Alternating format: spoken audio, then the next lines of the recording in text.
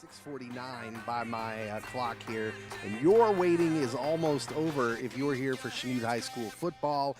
We've got the Blue Comets coming up. They're trying to build on last week's SEK drubbing of Independence. We'll see if they can keep that going against another SEK opponent tonight in the Fort Scott Tigers. You're going to hear all the action live right here on KFEX Firescape Radio 93.1. My name is Dave Rimbold. I will be your play-by-play announcer tonight. Bill Woodard is also here. He'll be your color commentary on the broadcast as well. You'll hear it right here on 93.1. You can also tune in to the live stream over on Chanute High School's YouTube page or Facebook page, where you can watch it and listen to us at the same time. We are partnering with them this year to give them our audio, and so you'll hear our broadcast on their stream as well. We're about 8.5 minutes away from football, from kickoff here at Chanute High School. The Blue Comets sitting at 2-1. They try to take on and hopefully have another good night like they did last week. We'll talk all about it. We'll get you ready for the game coming up right here on KFEX. We'll be back in just a minute.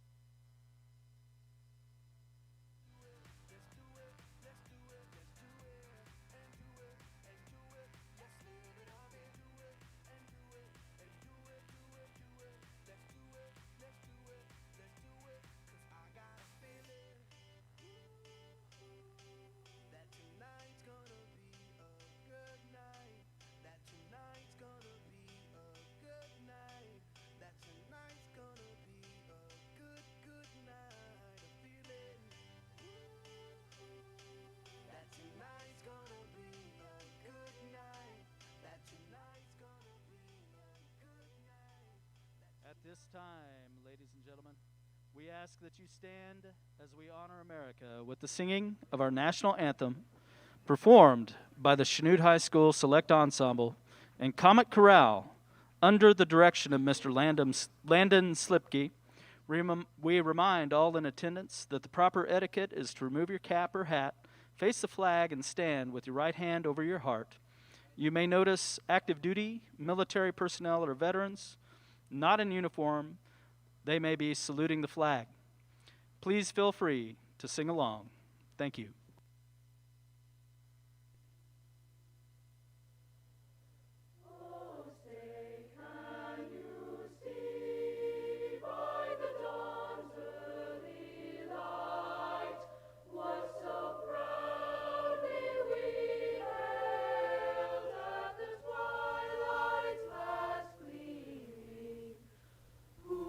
Stripes and bright stars through the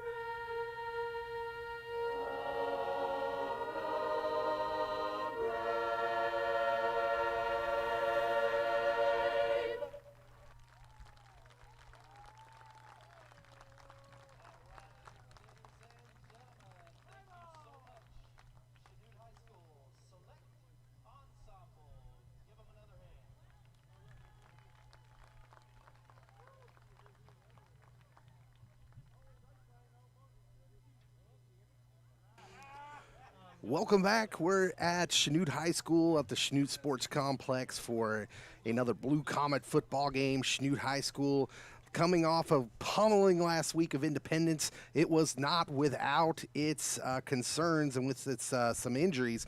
But let's talk about the good first. Last week, 216 passing yards, 335 rushing yards. In case you don't know your math, that's good. That's a good thing. They did really well last week. The offense was humming, and 66 total tackles if you need it as well, if you could throw in there. The defense played really, really good. Also last week, we got to tell you, though, that there was some injuries, of course.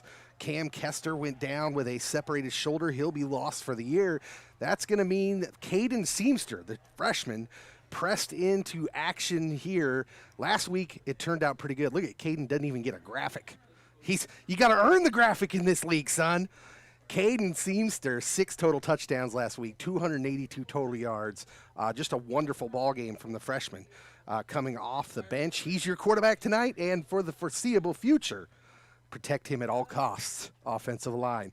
CHS is going to be needing him tonight and for the rest of the season. Caden Seamster had a wonderful game last week, and really the whole team did. The defense, offensive line, defensive line, it was a complete team effort, and the Chanute Blue Comets bring that momentum into this contest, another SEK battle, this time with the Fort Scott Tigers. Now, Fort Scott, I counted before the game, they had about 35 kids out there on that field. Now, their roster has 47, so my math isn't the greatest, but that tells me they're missing 12 kids at least. And that's if their roster's correct, which it not always is, as you find out when you're in radio.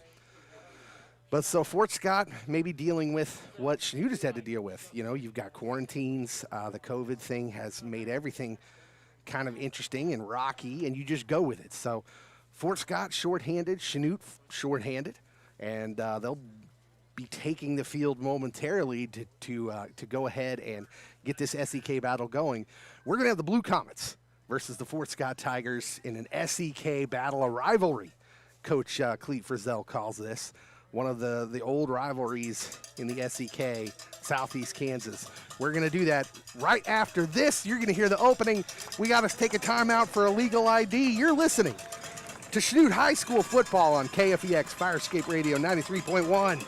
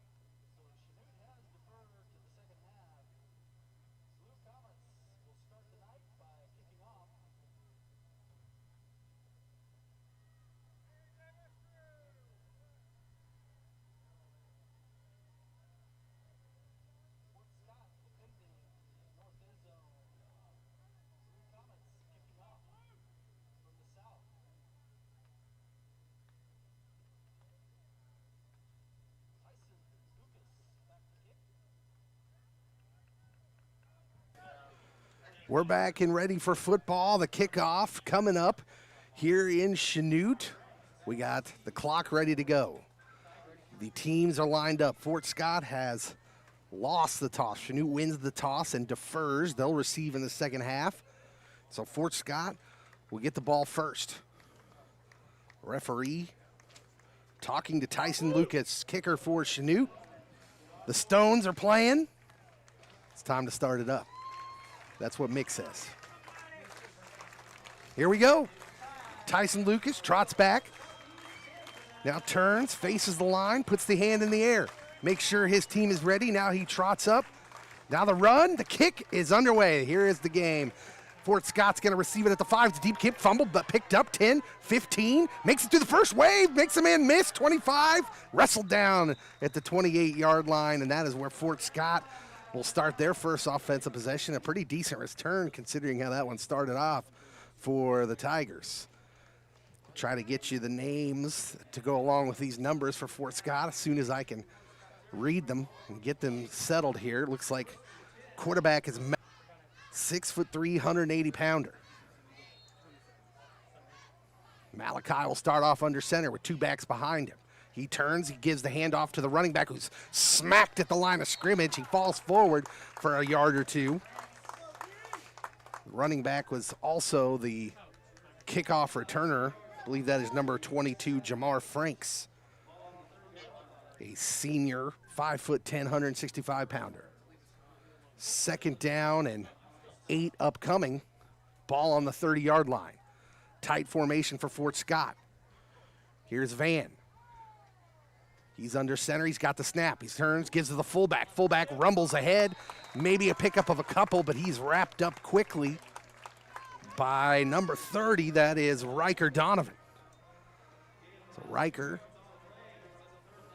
a senior linebacker. You'll also see him at running back. That'll bring up a 3rd and 6 here early on.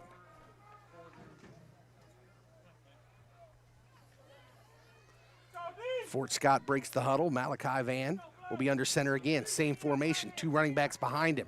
Chanute defense comes up tight. Malachi's a back to pass. He's looking, throws one down the field. It's caught on a receiver on a out route at the 45, and he's out of bounds near the 48. So first down, nice little play there by Fort Scott. Nice delivery by Malachi Van. 1st and 10 upcoming for Fort Scott at their own 48. First down of the game.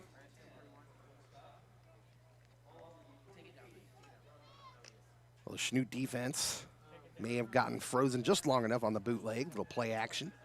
Here's Van under center on 1st and 10. He's got the snap. He turns, fakes to the fullback, gives to the running back. Franks was tripped up after a gain of a couple. Looked like number 53, Brian Jackett, was in on that. Sophomore defensive lineman. 2nd down and 8 again.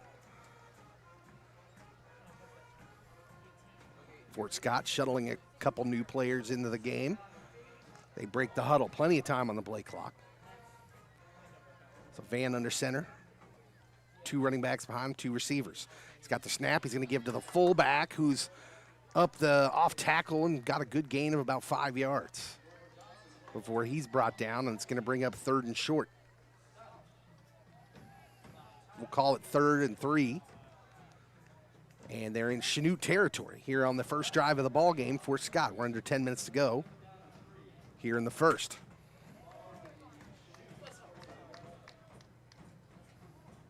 So Van under center here on 3rd and 3. He turns, gives the fullback. Actually, it's going to be a keeper on the option.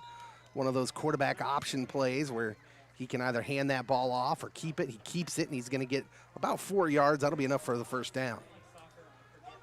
So Fort Scott methodically moving down the field here. Back in when I was in high school, they'd have called this offense 3 yards and a cloud of dust. But guess what? That moves the chains. 1st and 10 from the Chanute 41.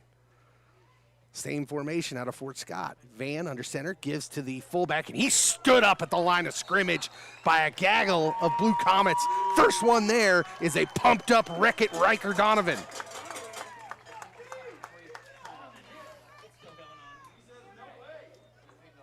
You're going to give him about half a yard on that play, but he had to earn every bit of it. Huge hit by Riker.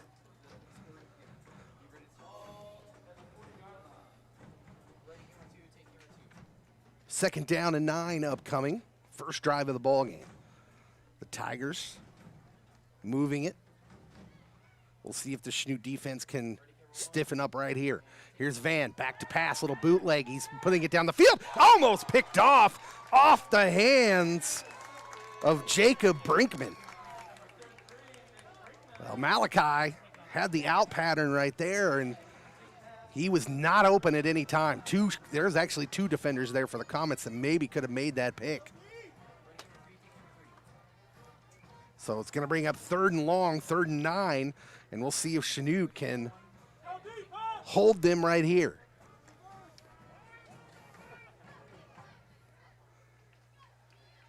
So big 3rd down play upcoming. Van back to pass. He's looking down the sideline, looking for a man. He's got great coverage over there, though. That was number 12, Caden Seamster, the freshman, with wonderful coverage on that play, and that's going to bring up 4th and long.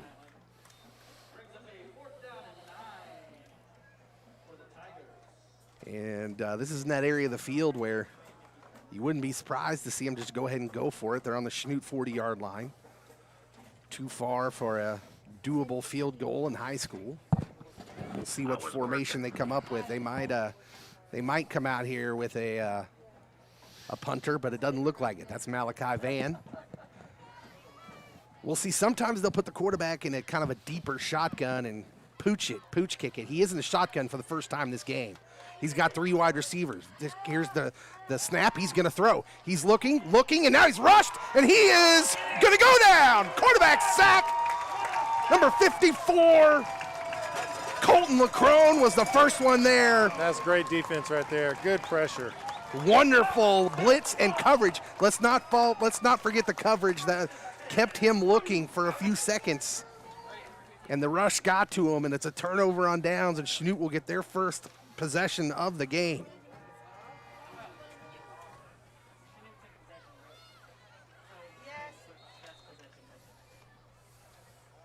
So 8:18 to go here in the first quarter, and now we'll see the Schnute offense for the first time today. The offense went gangbusters last week, over 500 yards of total offense, led most part by this freshman, Caden Seamster. He's in the shotgun. Here's the snap. It's going to give to Riker Donovan, who's to his right. He stiff arms, but going to be brought down at the line of scrimmage. So usually when Riker is forced to go parallel with the line of scrimmage, that's a good first step for the defense. You want Riker going north-south. Yeah, they did a good job of filling out and plugging that hole and then letting help come up to the side of him. 2nd down and 10 upcoming. Seamster in the shotgun. We got trip receivers to the far side, one to the near side. Fort Scott up on the receivers. Here's the snap to give to Riker again. He turns it up the field. He's got a little hole. 45, 40, escapes 30, 25, tripped up from behind by his shoelaces. Yeah, that was a little more Riker-like right there, north and south. Yeah, good run. 20 all the way down to the 22-yard line. Wreck it, Riker Donovan, as he tries to get someone to come in for him. Actually, nope. Now they're gonna keep him in the game. Coach says you're not getting off that easy. Get back in there and play the game. He was trying to take himself out, and coach says, nope, you're staying out there. 1st down and 10 upcoming here from the Fort Scott 22. Schnute's first possession of the game. It's 0-0.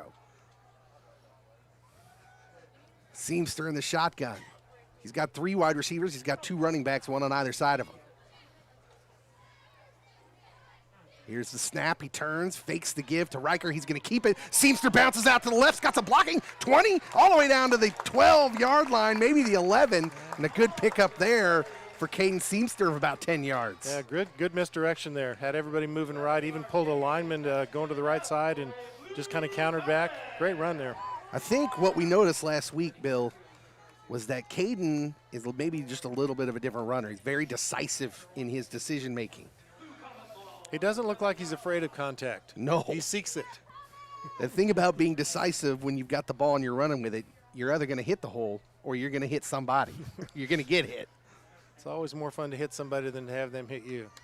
1st and 10 from the Fort Scott 11. Blue Comets threatening on their first drive. Seamster in the gun. Snap upcoming. He turns and fakes the give. Now he's rolling out to his right. Unloads one. A dangerous pass. Well, he had to get rid of that ball or get sacked. Yeah, that ball got a little, he didn't get everything on it that he could have just because he had contact in his face. That may be good break for us, though. Yes, one of those freshman moments there, and he'll learn about those. But he's in a tough spot there. He's going to lose about 6-7 yards if he takes the sack. Well, the best thing he can do is throw it into the ground, but, you know, he's not quite there yet. 2nd down and 10.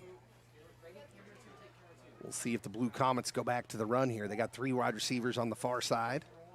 He's got Ty Leedy, the pinball, next to him. Here's the snap. He's going to keep it after the fake to Ty. Stutter steps to his right to make a man miss, but he's going to still end up losing a yard. Yeah, Fort Scott seemed like they were sniffing that one out. They had somebody left home on the backside. So that quarterback run option there, where he can either hand that ball off or keep it. He called his own number. And it brings up 3rd down and 11. We are scoreless. Schnute's first possession. They drove it right down into Fort Scott red zone here, but now face a 3rd and 11 from the 12. Seamster waiting for the snap. He's got it. He's back. He's waggling to his right. He's got people behind him. Just gets to throw off, and it's out of everyone's grasp. Incomplete. Coaches are going to look at that on film and say, man, we had a wide open guy deep in the end zone there. He didn't get through his progressions quick enough to see that. So 4th down upcoming, and they bring out Tyson Lucas, senior kicker.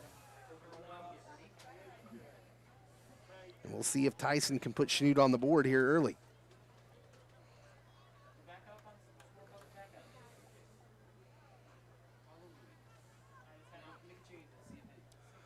The holder will get it down at the 20-yard line. It is, and the kick is up, and it looks like it's going to be wide left. No good, so no points come out of the first 2 drives of the ball game, 1 for each team. And, Bill, here we are. Yeah, just a little bit of a high snap there. That kind of threw the timing off just a little bit, I think, and rushed it. And it's a tough angle anyway down there, close to the goal line on the left hash. It's always frustrating to not come away with points like that, but it's encouraging. They move the ball rather easily. It was just a couple questionable decisions down there close, and that'll put you up against it sometimes because you're working with less space. Well, you know, a lot of times defense adjusts to what you're doing, and they take away what we do well, and that's what they're supposed to try to do. 1st and 10, Fort Scott, their 2nd possession from the 20-yard line. Turns, gives to the first back through, and it's a mess of a pile, and he may fall forward for a couple. A lot of Blue Comets in the area, but looks like that was Colton LeCrone getting his name called again in on that tackle. 2nd down, and well, we'll call it a long 7.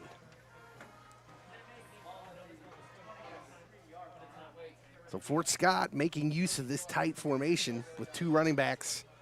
Malachi Van under center. He's got the snap. He's going to give to the tailback who's running off tackle. Not much there before he's gang tackled. Good job. Linebacker stepped right into the hole there, closed that one down quickly. Good job defensively. They'll give him about a yard. That is Jamar Franks. So 2 seniors, quarterback and tailback there. We're under 5 minutes to play here in the first quarter. It brings up 3rd and 6 yards. And they're still pretty backed up into their own territory here. So we'll see if Chanute can hold him here on 3rd down, force him to punt. Van under center. He's back to pass. Just a little 3-step drop, delivered out to the right and caught right at the sticks. Wide receiver still fighting. Well, Malachi got a little mustard on that pass. Yeah, good little quick out there. You know, he had his eyes sort of the right side of the field and kind of drew big people this way and threw a good pass backside. So 1st down again. Boy, they've the couple times, the few times they've been in a situation where they've had 3rd and long, 2 of the 3 times, Malachi Van has been able to deliver a pretty good pass. He's got him a 1st down here again. He's under center. He's going to turn and give to the first man through. A new back in the game. We'll try to get his number, but he's going nowhere. Maybe half a yard before he was hit and driven back by number 33. Yeah, that's a really good push on the defensive front 7 there. They just moved everything and pushed him sideways, and help comes and puts him on the ground. Jacob Brinkman, a junior, a 6 foot, 267-pound linebacker, called his name a couple times here in the early going. So 2nd down and 9 upcoming.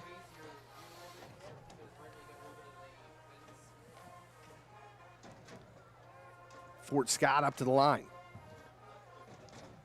Same formation. Van got the snap. He's going to fake the handoff. Now back to pass. He's looking deep, over the middle. He's got a man. He's got a step. Caught. Well, that was a well-run play. He's wrestled down, but not till he gets deep into Chanute territory. All the way down to the 26-yard line. Blake Atwood in coverage just was a step behind the receiver, but I chalked that one up to play design. It was a good play. That was an excellent pass into this breeze. That was really well done. It was a kind of a double play action fake. He fakes to the first man through and then the second man through. Then goes straight back to pass. Here's a quick snap as they try to build on this momentum. They got a good run there on 1st down of about 4 yards. And 2nd down and 6 as they approach the red zone for the first time today, does Fort Scott. We're scoreless, under 3 minutes to go here in the first quarter. Fort Scott has just got a big play, though, to put themselves in a position.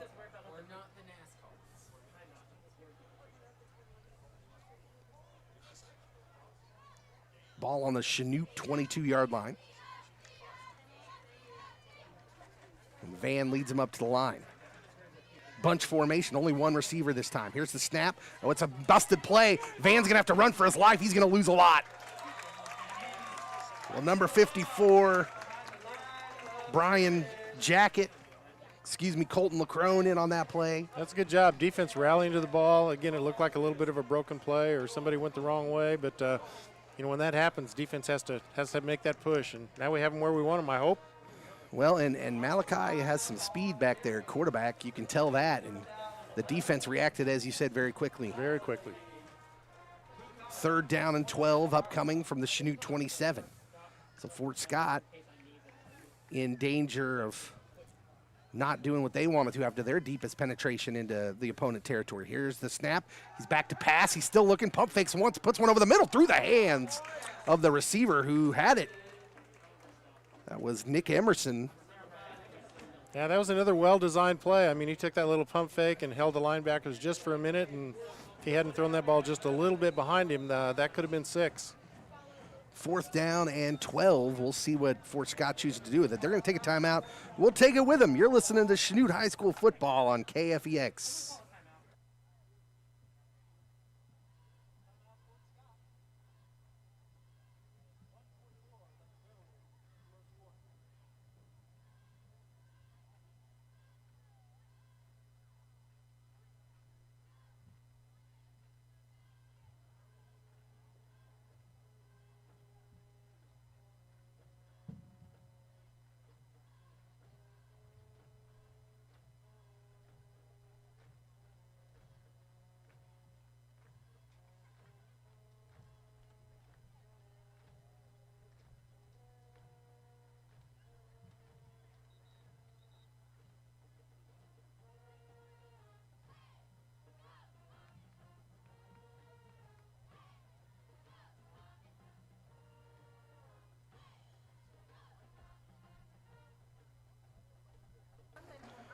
Welcome back.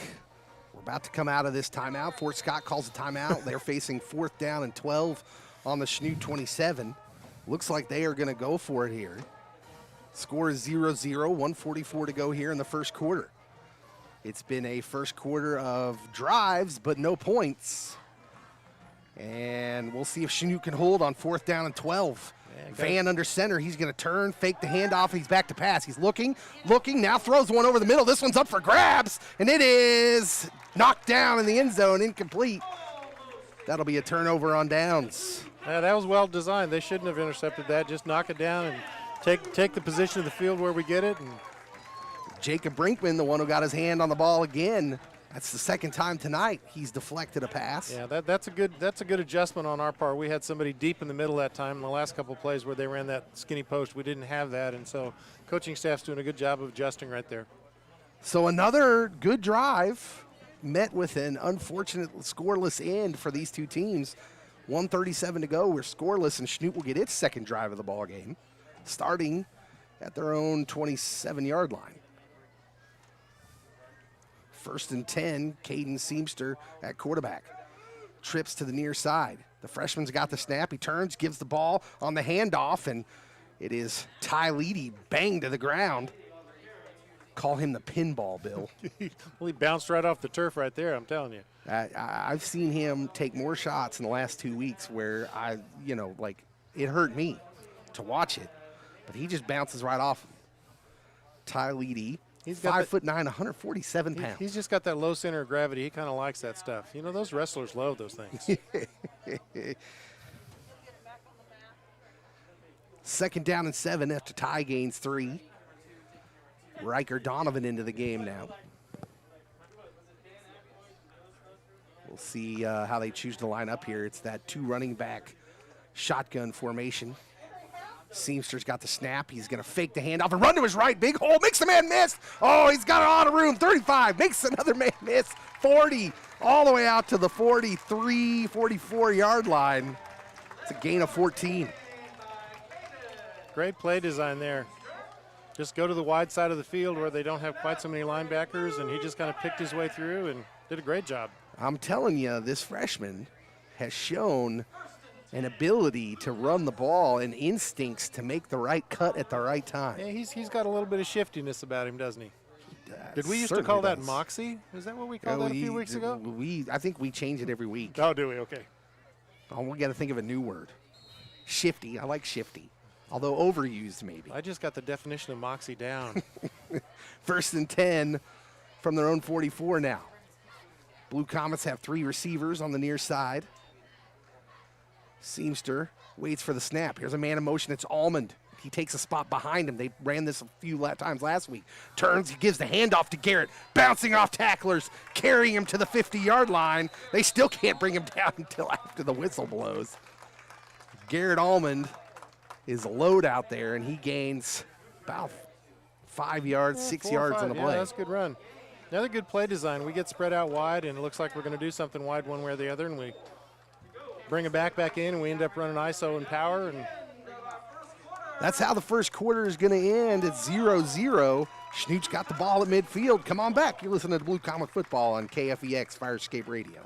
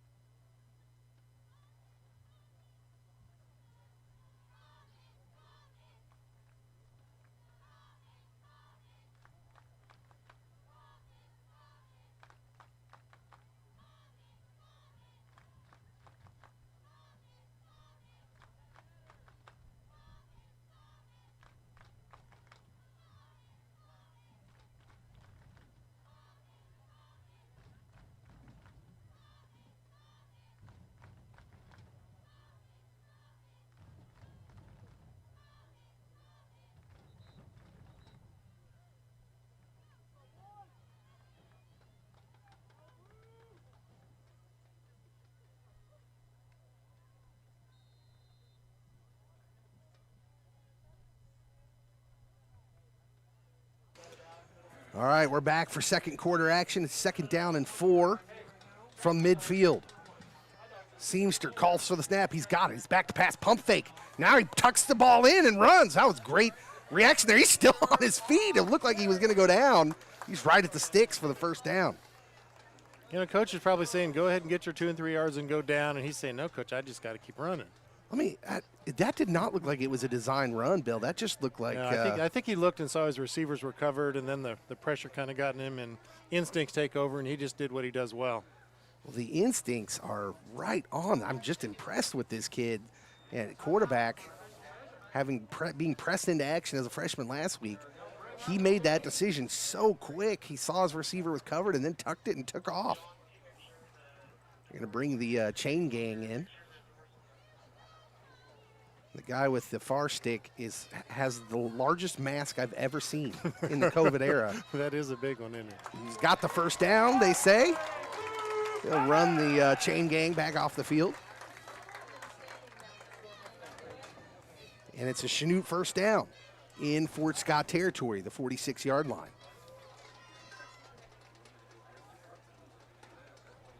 So we're in the second quarter. We're still scoreless, but both teams have shown the ability to move the ball. They have just hit roadblocks down in each other's red zones. Trips to the far side. Seamster waits on the snap. He's got it. He's back to pass. He drops back, 7-step drop. It's a short pass to Levy. Got a lot of room, 40, 35, runs through a couple of guys down to the 31. That's another great play design. You get 3 trips to the wide side of the field, and you send them all deep, and run them back out in the flat, and that's the way to be successful right there. Ty Leedy found himself all alone, and Bill called it. Yeah, they ran him out to that side where the trips were, who were all running downfield. You had a deep drop by Caden. Looked like he was looking deep, and you dump it off there to a guy who's all by himself. 1st and 10 from the Fort Scott 31. Seamster's got Leedy in there beside him. Here's the snap. He turns. Ball's given to Ty, and Ty is falling forward after being hit at the line of scrimmage. He's going to get a yard maybe when he should have got nothing. Got to run that play action just a little bit. Keep him honest. I don't know if the rules of gravity just don't affect Ty as much. I keep looking at his weight and thinking that just shouldn't happen. But it seems like he falls forward every time. You're not going to move him backwards. 2nd down and 9. Down to the Fort Scott 30 now. 3 wide receivers to the far side, including Garrett Allman, senior. He's got one to the near side. Seamster going to clap his hands, call for the snap. He's got it. He's back to pass again. Now he tucks it and runs off to his right. Going to need some help as he tries to make a man miss and not going to get back to the line of scrimmage. Going to lose a yard maybe. Yeah, got to do a little better job at ball security when he gets out in that open field a little bit there. That'll come with experience as well. What is the when you have a freshman quarterback and he wasn't your starter going into the year, do you just kind of feel like he's talented? As a coach, you just kind of think, well, you're going to have 2 steps forward, 1 step back, 2 steps forward, 1 step back. You take the progression. You realize he's going to not always make the right decision. Yeah. Well, he was a freshman quarterback. He played freshman. He understands some of the plays. Many of them are similar. The full playbook certainly isn't down there, but he's obviously a quick study and is very coachable, and he's doing what the coaches ask him to do. 3rd down and 10. They're going to need him to come through here. Now he's going to kind of delay his run a little bit. He tried to, they do that in basketball? Yeah, little hesitation. We got an injury down A little there. bit too delayed there. He's kind of waiting for an inside trap block, and it just took a little long for it to get there before he got up front, and some of the pressure that Fort Scott put on us caught up with him in the back. Well, this is not good. Colton LaCrone down in some pain. The junior, 6'4", 231-pounder. Very good defensive player. It might be an ankle. That's the area they're looking at. We'll take a break. We got an injury timeout. It's Blue Comet Football on KFEX Firescape Radio.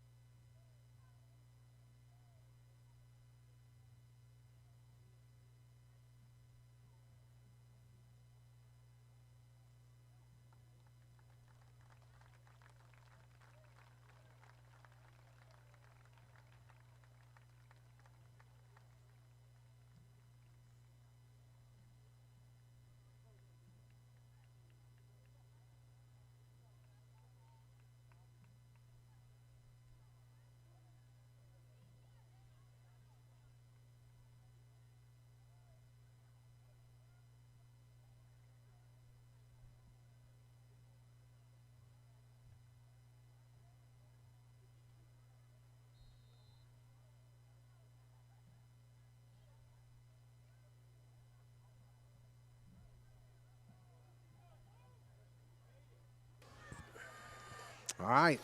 Colton LaCrone hopped off the field. He's being attended to on the sideline. Looked like it might have just been an ankle sprain. 4th down and 8 is the result, and they're going for it, are the Blue Comets. Here's the snap. Seamster waggles out to his right. He's going to have to avoid a man. Gets the pass off, but It's way behind Garrett Allman, and Seamster was in a bad place there as the defense was on him, and he had no time to deliver that pass, and it's a turnover on downs again. Yeah, offensive line couldn't hold him out quite long enough for that to set up. It looked like they were going to try to do a screen on the backside, and he just didn't have time to really get that ball out there to Almond. So Lacrone going out the play before, he's one of your offensive linemen. And on that play, Seamster didn't have the time required to run the play they wanted to run. Fort Scott takes over 1st and 10 from their own 29 now. Malachi Van turns, gives the handoff to the first guy through. That is number 3, Jordan Johnson. He's got maybe a couple. We'll call it a gain of 3. Well, we're 8:23 to go here before halftime. We're still scoreless, but it hasn't been for lack of moving the ball. Both teams finding it easy to move 20 to 20. They hit the red zone, and defense has been slamming the door. 2nd down and 7. Here's the turn to give to the back. Is Jamar Franks. He's got a hole on the right side. It's a foot race. 40, 35, 20. Number 8's got a beat on him. Did he get him out? Looked like he knocked him out just inside the 10.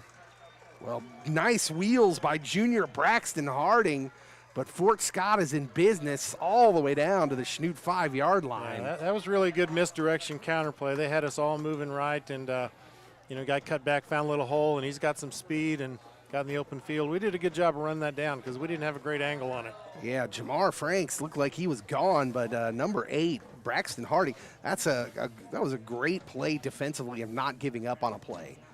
It's like you're going to give up the big play, but Harding had the line and the angle, and he knew it. So first and goal from the 5. Here's Van under center. He's going to turn, give to the first back through, who stood up, tries to spin off of it, but he's going to go down after a gain of a couple. 2nd and goal upcoming from the 3. Yeah, I need another good push, get those backers up a little bit so they can get to the gaps a little sooner. So remember, Play that power run. Without Colton Lacrone now, a very important piece of that defense, the junior playmaker on the defensive line. 2nd and goal from the 3. Here's Van, turns, gives the first back through, and he's into the end zone. Ball come out! Did he cross the line? We're waiting for a signal. The referee on the far side says touchdown. Oh, my. Do we have a replay of that? Where's the red flag? Oh, they're shaking their head no. Oh, my goodness. That was really close. He got hit as he was crossing the goal line, but they're saying that he crossed the plane with the ball. They say it's a 3-yard touchdown. Yeah, he's got a better view than we do, so we're going to have to give with that. So Fort Scott takes the lead here in the 2nd quarter. 7:18 to go.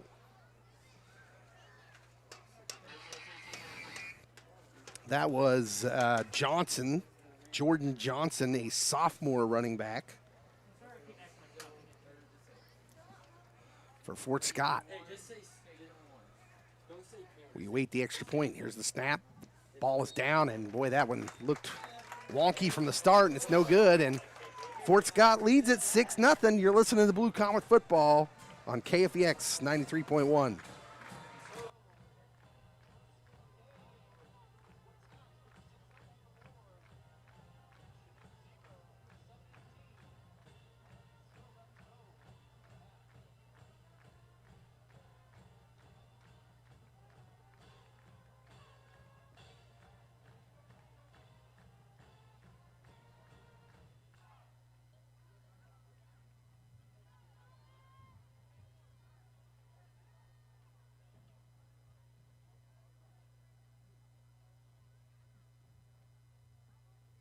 All right, we're back on KFEX. I'm looking. Do we got it? We got a replay? Oh, Caleb. Caleb Wood doing great work here, except he missed that play on the camera down there. He was down there getting some video, but he just missed it. You only got so many eyes. Not important. What's important is the referee says he was in. Makes it 6-0 Fort Scott. They missed the extra point. Now, if you're Schnute, you got to regroup. You're moving the ball pretty well. You just need to complete here and execute at the end. And we'll get on the board. Fort Scott's kicker is running back Jamar Franks. He's got it teed up. Here is the kick. It's a kick, and it's going to go out of bounds. So Schnute's going to get a good starting position here on the procedure penalty. We'll take that. Yep. And so the Blue Comets will start their drive off in a good place. We'll see if Caden Seamster. 35-yard line in high school. Yep. You know, last week, maybe we've seen. I think you could qualify some of the things we've seen. It's maybe a little jitters for Caden. This is his first real start. Last week, he just came off the bench. He didn't have time to think, and he was wonderful, absolutely fabulous last week. This week, he's still leading the team up and down the field, but there's been a couple moments where you're like, oh man, yeah, he got lost in that moment just a little bit. So well, we'll and see. you know, Fort Scott's had a week to see a little bit of what he's done on film too, and that does make a little bit of a difference when the other team's not really set for what your skill set is. Caden turns, gives the ball to Riker Donovan, who's carrying the pile forward, gain of about 3.5. That's what we need more of, about 3 or 4 yards each time we do that. That'll loosen things up for him, give him a little bit more freedom back there. That'll bring up 2nd down and 6 from the, we'll call it 2nd down and 7, I guess. We got the ball placed on the 39-yard line. Yeah, the flag on the other side says it's, on the 39, so that looks like 6. Kind of depends on if you're an offensive or defensive player. Yep. You know. Seamster's got triple wide receivers to the near side. He turns, bobbled the snap a little bit, but now gets the ball off to Ty Lee. He's got a good hole on the right side, all the way out to the 1st down sticks. Yeah, that's a good job. This is a Ty Lee run always ends like an action movie. There's just people everywhere. 1st and 10 for the Blue Comets. Under 6.5 to play here in the first half. Schnute trails 6-0 after Fort Scott got a big play to put him in position to punch it in. 1st and 10 from their own 45-yard line.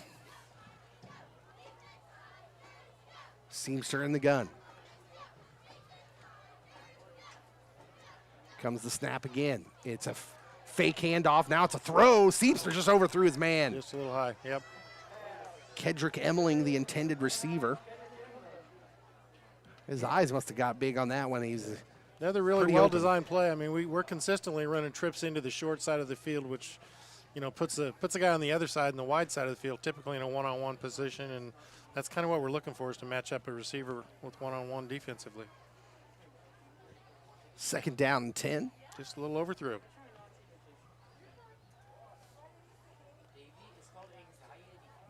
Clock stopped at 5:58 to go here in the first half. We go back to the traditional 3 to the wide side and see what the defense slides over to that. Seamster's got the snap. He bobbles it, and he's going to have to fall on it. Well, the safe thing for the freshman to do is not try to pick that up, and he just falls on it, but it's going to be a loss of 6 yards. Yeah, much like a receiver, sometimes when you try to go downfield before you catch it, sometimes the quarterback starts looking and viewing and seeing in the backfield and doesn't really look it into his hands. And yeah, like I said, last week he did not have time to think about, I'm the starting quarterback. That is the 2nd or 3rd snap that just kind of didn't settle in his hands. It might be, like you said, just guilty of trying to look before you need to look. As a quarterback, you're back there and you're looking at keys and you're looking at the defense and you're looking through your progressions, especially if you're going to throw it, and you're trying to get an early read. And sometimes I think you just don't focus on that ball and it hits you in the hands and doesn't stay there. 3rd and 16. Seamster backs a pass. The offensive line does a good job. He gets rid of it, and the ball is deflected away by Fort Scott. Incomplete pass intended for, let's see, that looks like Blake Atwood. And Schnute's going to bring out the punter. So Fort Scott holds, forces the first Schnute punt of the game. Yeah, see if we can get some decent field position exchange and a defensive stand and get the ball back before the end of the first half. Fort Scott runs a couple guys on here late. Schnute gets down in their set. Here's the snap almost over the punter's head, and he barely gets it away. This ball's going to land and take a Chanute hop inside, or it's going to die. Boy, that ball just died right at the 30. But it's a good punt anyway, considering the situation. We're under 5 minutes to go. It's going to bring up 1st and 10, Fort Scott from their own 30-yard line. They're coming off a big play with a big finish for Fort Scott. Your defense has lost one of your star players in Colton LeCrone, who's currently sitting on the bench down there with an ankle injury, it appears. So the defense needs something big to happen. They trail 6-0, does Chanute. Here's Malachi Van, turns, little misdirection handoff to Franks, who's off on the right side, gains about 4. Yeah, that's that same play they broke for that big run, and this time we were a little better prepared for it. Stayed home on the backside, closed that down a little better. 2nd down and 6 upcoming.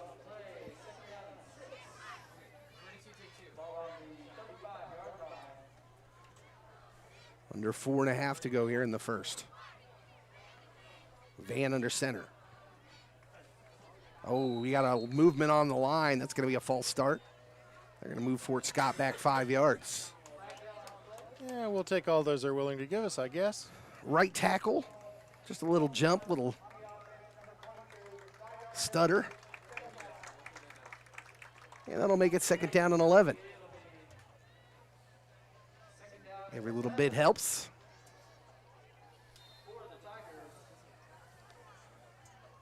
Fort Scott in the huddle. Breaking the huddle with 18 on the play clock, plenty of time. They hustle up, Van under center. Malachi turns, gives to the first back through, and he is stuffed. Stood up right there. Good job. Ty Leedy, among others, makes up the Chanute wall. And there is a gain of about 1 on the play. And that'll bring up 3rd down and 10. Well, a big play here in the first half. We're under 3:50 to go. Chanute trails 6-0. Fort Scott facing 3rd and long in their own territory. It's a bunch formation, only 1 wide receiver. And now we've got a stoppage in play, and we're going to get a timeout. So the timeout to Fort Scott. We'll take it with them. Chanute trails 6-0. You're listening to Blue Comet Football on KFEX.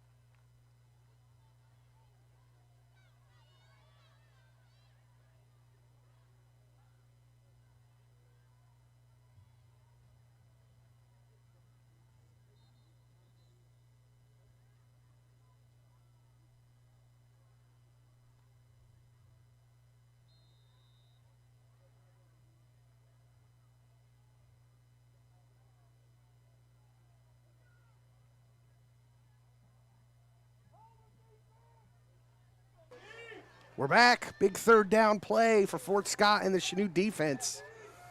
Van's back. He fakes the handoff, fakes another handoff. He's back to pass. He's going to run with it now off to his right. He runs over a Chanute player to get across the 1st down marker. Yeah, that's a good, hard run. Defense did a pretty good job covering receivers. He didn't really want to throw that and had a little space in front of him and turned some speed into a power run and got that 1st down for him. Well, Malachi listed at 180 pounds. Used all of it there and that to get Fort Scott the 1st down. 1st and 10 now from the Fort Scott 42. Van turns. He fakes the handoff again. He's looking back to pass. Throws one deep and over the middle. Nobody there. That ball was airmailed. Incomplete. Well, that was the first one. That's the first pass tonight that Van didn't look like anybody had a chance from the beginning. Yeah, well, he's throwing downwind right now, so that's a little tough. Once you get that ball up in there, it sails. Kind of like Coach Ewert's driver. You know, he hits it up high and just takes off. I'll say this: both these quarterbacks throw a pretty ball. That ball was a tight spiral, and you're right. It looked like it just caught the wind and flew. Second down and 10. You got to underclub when you do that. That was a joke, Bill. Yes, it was. Sorry. Van back to pass. No fakes this time. Here comes the rush. It's a screen pass. Nice They let him screen through. setup. Good play design. Yeah, They're going to good stop tackle. him short of the first down, though. Yeah, you're right. Great Good tackle by yeah. Garrett Almond. Good tackle right there. It was the right play call at the right time for Fort Scott. They'll get 8 yards out of it. And I think if you're Schnute, you feel fortunate that you just gave up the 8. Yeah, we need a big stand here. We need to put some pressure on and get a little penetration, not give them so much time to do what they want to do right here and force them into a tough decision. 3rd and 2. Looks like we're probably going to see a quick handoff here. Van turns, gives it the first back through. No, he keeps it on the quarterback option, and he's got enough for the first down. Call a gain of 4. Yeah, again, that just a little bit of misdirection. The quarterback this time kept the ball, and it's just a little counterplay. Well, that is hard. That's got to be hard as a defender.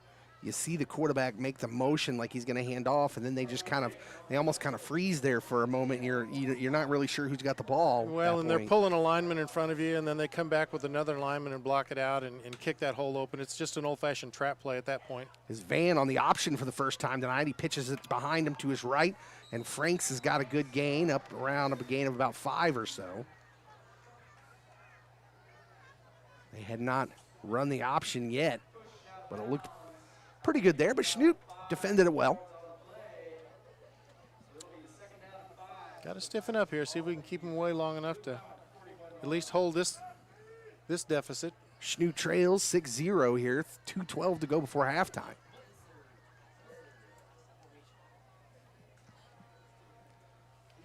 Up to the line come the Tigers. Van under center again. Here's the snap. He is back to pass. He's going to get hit as he That throws. was loose. I don't know if that was a fumble. There's no whistle. I think That's going to be a fumble. Yeah, the back umpire didn't call that a forward pass, or he'd have blown it dead right away. He let the play finish out. So Van was back to pass, maybe just held it onto it a little bit too long. He was hit, lost the ball, and Schnute's going to come up with it. Yeah, that's a great job on the backside of just continue to pursue the quarterback, and he just waited just a little too long to get rid of it, and we got home with that rush. First down and 10 for Schnute off the huge turnover. 2:03 to go before halftime. They're down 6-0, so what a turnaround that is, just in the position of Fort Scott's on your end of the field. And now it looks like, and they're already up 6-0, now you got a chance to pull closer, maybe even take a lead before the half. Seamster in the shotgun, trips to the far side. He's got the snap, he's back to pass, now he tucks it, runs it up the middle, gets away from a few defenders, and he is up for a gain of about 2. Yeah, good job of not just throwing it up for grabs. You know, ball security is important here right before half. We don't want to give him anything easy. Oh, no. Oh, no. He is down on the ground. And Schnute has another injury, and it looks like it's Caden Seamster. My goodness. All right. Yeah, we'll hope this is just a wind knocked out of you kind of thing. And he's not really writhing in pain, so that's a good sign.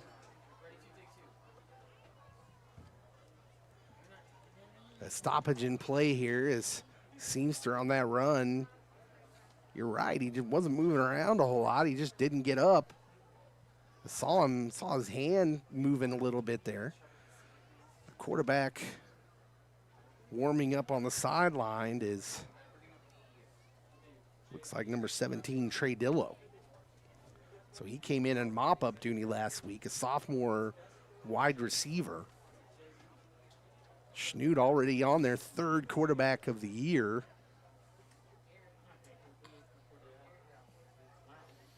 You see Eric Erb, that's the original starting quarterback this year. He's out there checking on Caden. Well, my goodness. Schnute was able to get out of last year, most of the season relatively injury-free. The good sign there, he's putting weight on both putting legs. weight so on the that's a good thing. legs. The problem is he looks wobbly. Looks like he's holding his arm just a little bit. Might have got just a little bit of a stinger the way he got hit there, and that doesn't feel very well, but it goes away a little sooner than than you think. Well, now Chanute in a precarious position. 1:55 to go here before halftime. They trail 6-0. Fort Scott only one timeout left, so you assume they. Looks like we must have had a penalty there too. They got us backed up for 15 for something. Oh, yeah, something happened in the middle of all that. You're right. Looked like there must have been a holding call in there at some point, and they are taking Caden straight to the locker room. You're right. He looks a bit. He just looks like he may have got his bell rung a little bit. Which the good news about that is he's probably going to be fine. The bad news is he might be done for tonight's game. Yeah. We'll see what happens. If it's a stinger, he could be back.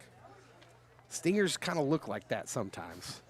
Second down and a long way, 2nd and 25. It's a quarterback draw for the quarterback into the game right now. That is number 5. Oh, they ran the Wildcat, excuse me. That was Garrett Allman. Garrett in the backfield. And I wonder if we'll see that Wildcat again.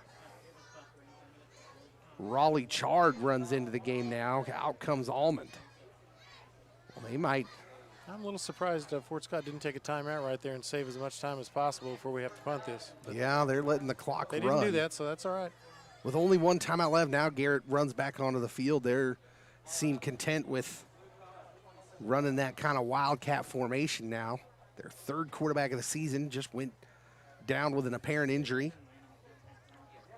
And Allman back in the shotgun, 3rd and a long ways. Now you just want to keep the clock running. I think if you're Chanute, be stunned if they put this ball in the air. It's a handoff in the jet sweep to number 20, Raleigh Chard. And he stay in is bounds. There we go. Brought down before he gets out of bounds. The clock continues to run.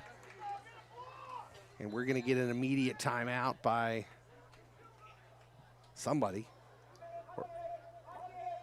Or do we have a call? Fort Scott must have called that timeout.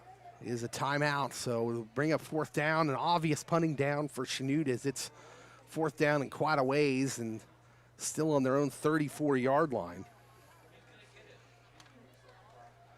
Well, Bill, assuming you can get into this locker room with it still 6-0, assuming we don't see Caden Seamster again, what's the plan?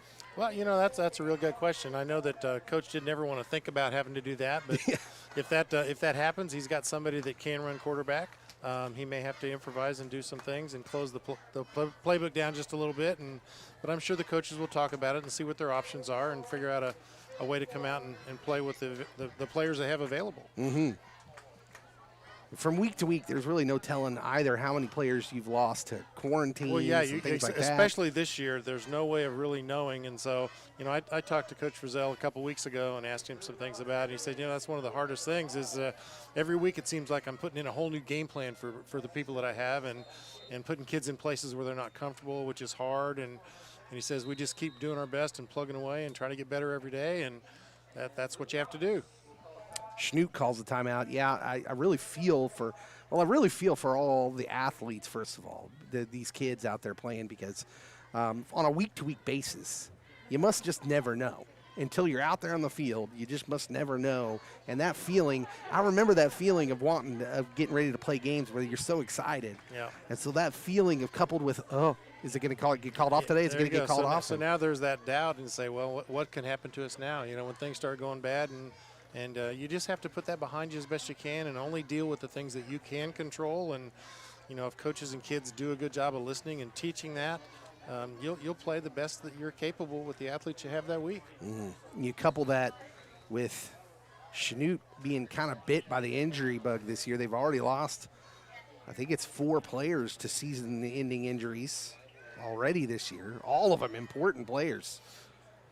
Of course, you don't have many players you could lose when you got 40 kids on the sideline that you wouldn't call important. Right. And there are a lot of kids that are going to be put into uncomfortable situations before they're ready, and they'll do the best job that they can do. Tyson's got the snap. He gets the punt away. It's an end-over-end punt. Short, it's going to hit, bounce past the 40, the 35, and finally come to rest around the 32-yard line of Fort Scott. So 44 seconds left. Fort Scott with no timeouts. And Chanute will find themselves to just not let anyone buy them here. Yeah, we'll see if we can contain whatever they're going to throw at us. They'll probably do a little bit of misdirection. If Prudence would say they're probably going to throw a couple of these just to keep the clock going, but they've shown some real good counter plays and getting wide with some of their speed, and so they still have some options without really putting too much up in the air. I tell you what, if you couldn't see the scoreboard, if you couldn't see the score, you'd feel like this had gone really, really bad, but they have a chance to get into the half here, just down 6-0. You've moved the ball well at times.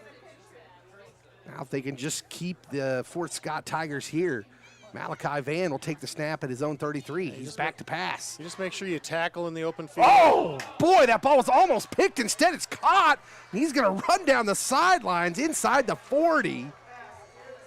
Oh, my. Yeah, that's one of those unfortunate, boy, I wish I'd have caught it, and I wish I'd have made that tackle first. Oh, that is a matter of milliseconds difference between Chanute leading at halftime. Now you got to worry with 35 seconds to go here before halftime, and Fort Scott all of a sudden on your end of the field. There's that arm of Malachi Van. He's shown it a couple times. That in there. That was timely right there. He had to throw that pretty hard, and obviously we made a good break on the ball, and we're just a split second from even getting a finger on it to knock it down. I think, boy, the way that Chanute player reacted, it looked like he thought he had that the whole way. It did look that way from up here. They'll snap the ball on the Chanute 36 now. Van's got it. He's back to pass again. Now he's going to run it out to his right. He's got some room. 30, 25, runs over another Chanute defender. Just keep him in bounds. Down to the 20, and the clock is going to continue to tick, although they'll take as soon as they set the chains. Move the chains, yeah. 26 seconds here. First down and 10 from the Chanute 20-yard line, 21-yard line. This will probably be a spike. Yes, it will be. Okay, I thought maybe I saw a movement, but it was a spike. So we're going to be second down and 10 from the Chanute 22 for Fort Scott. 23 seconds left to go. And Chanute desperately trying to keep them out of the end zone to score more points here. Fort Scott out of timeouts. They have not started the play clock yet. What are we waiting for? I mean, my goodness. Not sure. We're waiting for that signal for him to start that thing. That's what we're waiting on. They're talking. I think the umpire in the back wondered if there might not be a penalty on the Chanute player that was running off, and went over and talked to the official, and he didn't throw a flag and probably explained why he didn't. And so now we're back to playing when he signals it ready. Well, that was good for Fort Scott. Very fortunate for them as the officials talked over something. Here's the snap. Van back to pass. He's going to run out to his right again. He's going to run out of room and get smacked on the sideline. And that'll bring up second down as the clock runs. Boy, they're going to have to hurry back to the line to spike this to get another shot. 5 seconds to go. I thought really he was going to get out of bounds, but he must have not gotten there. 1 second. They're not going to do it. This half ended. That is the end of the half. Well, it is. That was some interesting clock management for Fort Scott there, as the coach is very upset at an official out there. I think maybe even the coaches thought that the player had gone out of bounds and the clock should have stopped, and I think that's what they're visiting about right now. But, you know, it was evident that the official on that side saw his knee down before he got to the sideline, and if that's the case, then yes, the clock should have continued to run. Well, that's a big play to end this half, and their Fort Scott coach is still out there having a pretty intense discussion with the white hat now, as they're wondering exactly what happened. There was no sense of urgency. I think everyone on that sideline just thought he got out of bounds. And from up here, it looked that way as well. And I don't know about you. I didn't see a signal. That's what I was looking for, but I couldn't find the officials. That was on the far side from us. There was no official that got his arms up and waved him, which is what the first thing you would do after you blow the whistle is to, you know, cross those arms above your head, and that lets the people up here know to stop the clock. And he didn't do that, and you know, these people up here didn't stop the clock as they shouldn't have. Well, and as a coach, so it seems like in the position they're in as a coach, and as a team, you got to understand that you don't see a signal, you better hustle. It's halftime. Chanute trail.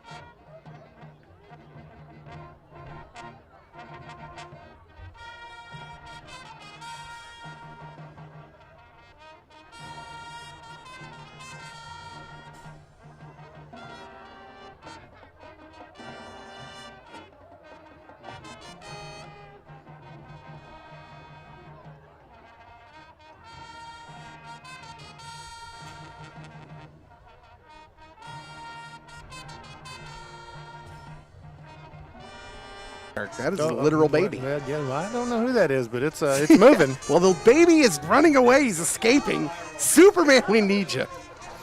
All right, so back to the game, as it were. A lot of fun. We're talking about, Schnute's kind of in a weird place now where we don't really know what's about to happen for them. They lost Eric Irby, first game of the season, starting quarterback. They brought in Cam Kester as the backup quarterback. He plays a couple games. He got hurt last week in the early going. They brought in Caden Seamster, third quarterback of the year, and he was really quite amazing last week in his spot duty. He came out this week, and it looked like, you mentioned Fort Scott had tape on him. They were able to do some things defensively to kind of confuse him, to give him some trouble reading some things, which worked out for them, but he's still...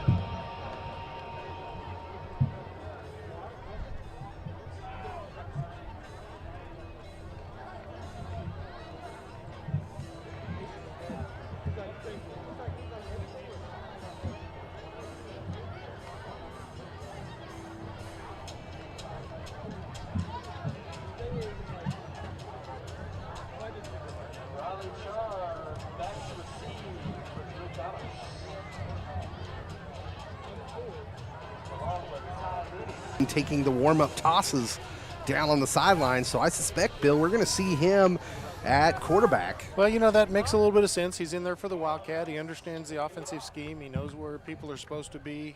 He's a wide receiver himself, so that makes perfect sense. Again, like we talked about before we went off the air there a little bit, it puts someone else in that wide receiver slot that's not as accustomed to being there.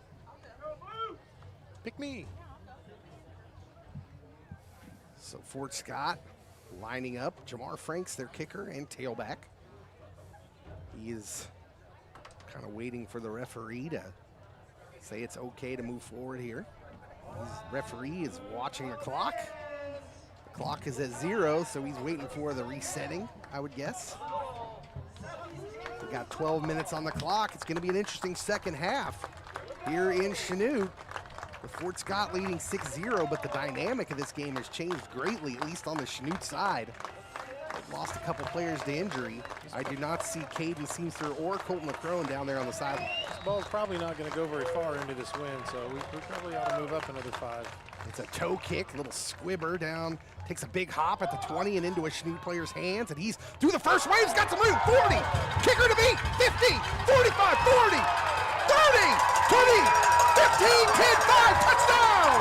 Blue Comets almost take the lead. That looked like a pinball, didn't it? Ty Leedy, the pinball wizard, didn't need a pinball on that one. He found the chute and the ramp to victory. And that was exciting. Just like that, Bill, an 80-yard kickoff return by Ty Leedy. Yeah, probably the most excited guy on the field was Garrett Allman, so now he doesn't have to run in there right now and play something. We'll see if Chanute can take the lead on the extra point here. Let's get a good Calling snap for the this time. snap. That's He's there. Here's the placement, and the kick is up, and it is good. That was a much better snap that time. Well, just like that, Chanute takes a 7-6 lead.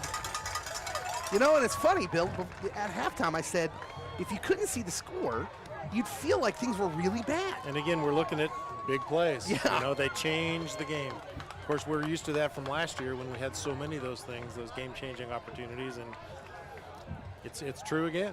Very reminiscent of week 1, except this didn't happen at the end of the second half. Right. This happens at the beginning of the second half, but it was the same sort of feeling. You just felt like kind of like drained and things weren't happening. Good things weren't happening for you.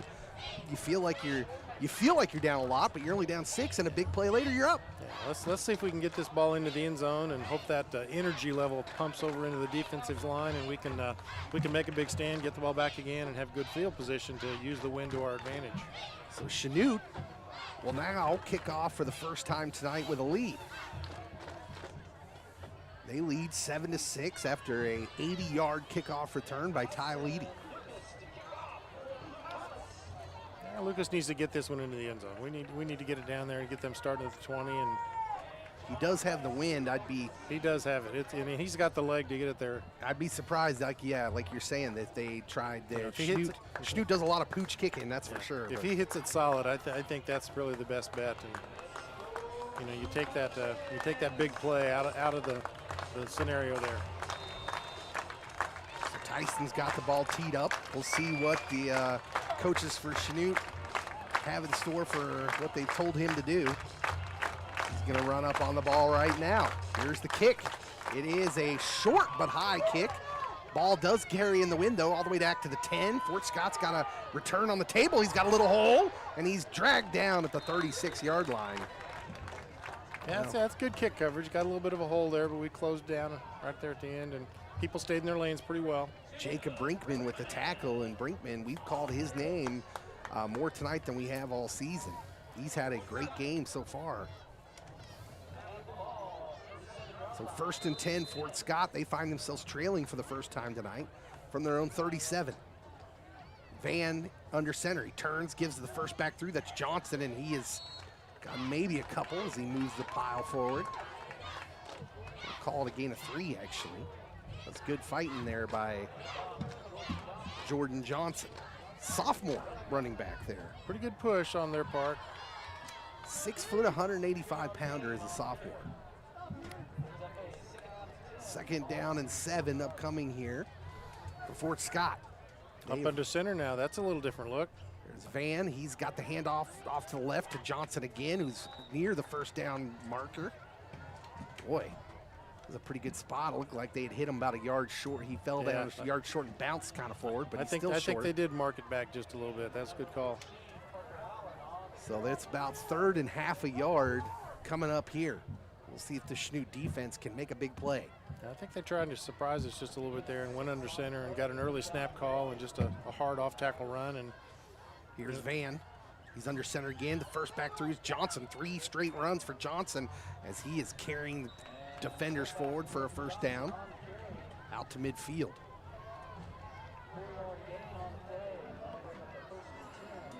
Gain of about 4 yards.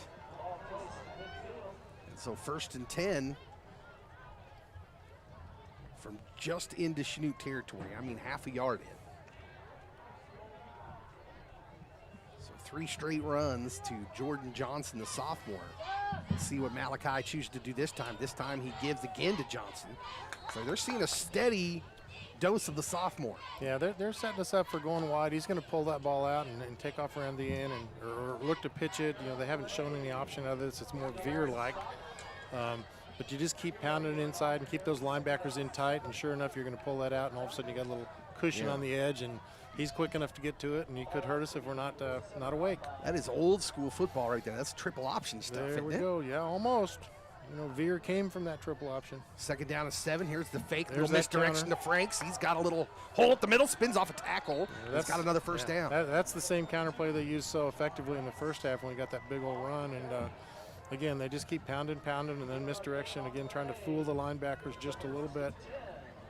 1st down and 10 for Fort Scott, and Chanute somehow, some way, even with injuries, gonna have to find a way to slow down this running game. You just got to stay disciplined to your task and do your own job, and everybody does their own job, and things will be fine. 1st and 10 for the Tigers. Ball now on the Chanute 39. Van under center again. He turns, it's option straight to the left. He's going to turn it upfield this time, make a man miss. And he's got a gain of 6-7 yards. Many Chanute defenders on the tackle. Looked like it was Brinkman again in on that. 2nd down and 3 upcoming. We're under 9 to go here in the 3rd quarter. Chanute leads 7-6.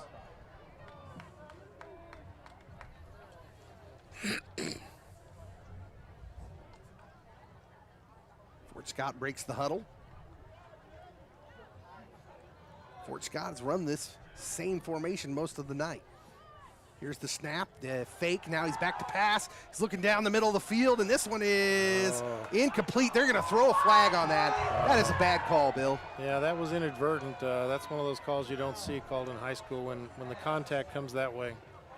That ball was well overthrown, and maybe their feet got tangled up. But I'm going to tell you, I'm going to tell you, it looked like the receiver just chose to fell over. That's how incidental that looked. And I'm a pastor, so you know I'm not lying. It was a little long, and I did think they get their feet tangled up, but you know, you're not going to change that official's mind. Cleet Frizzell just punched a shadow down there. I mean, he knocked it out, stone cold. He is not happy about that call, and I wouldn't be either. That was rough. It's going to give Fort Scott a first down on the 16-yard line.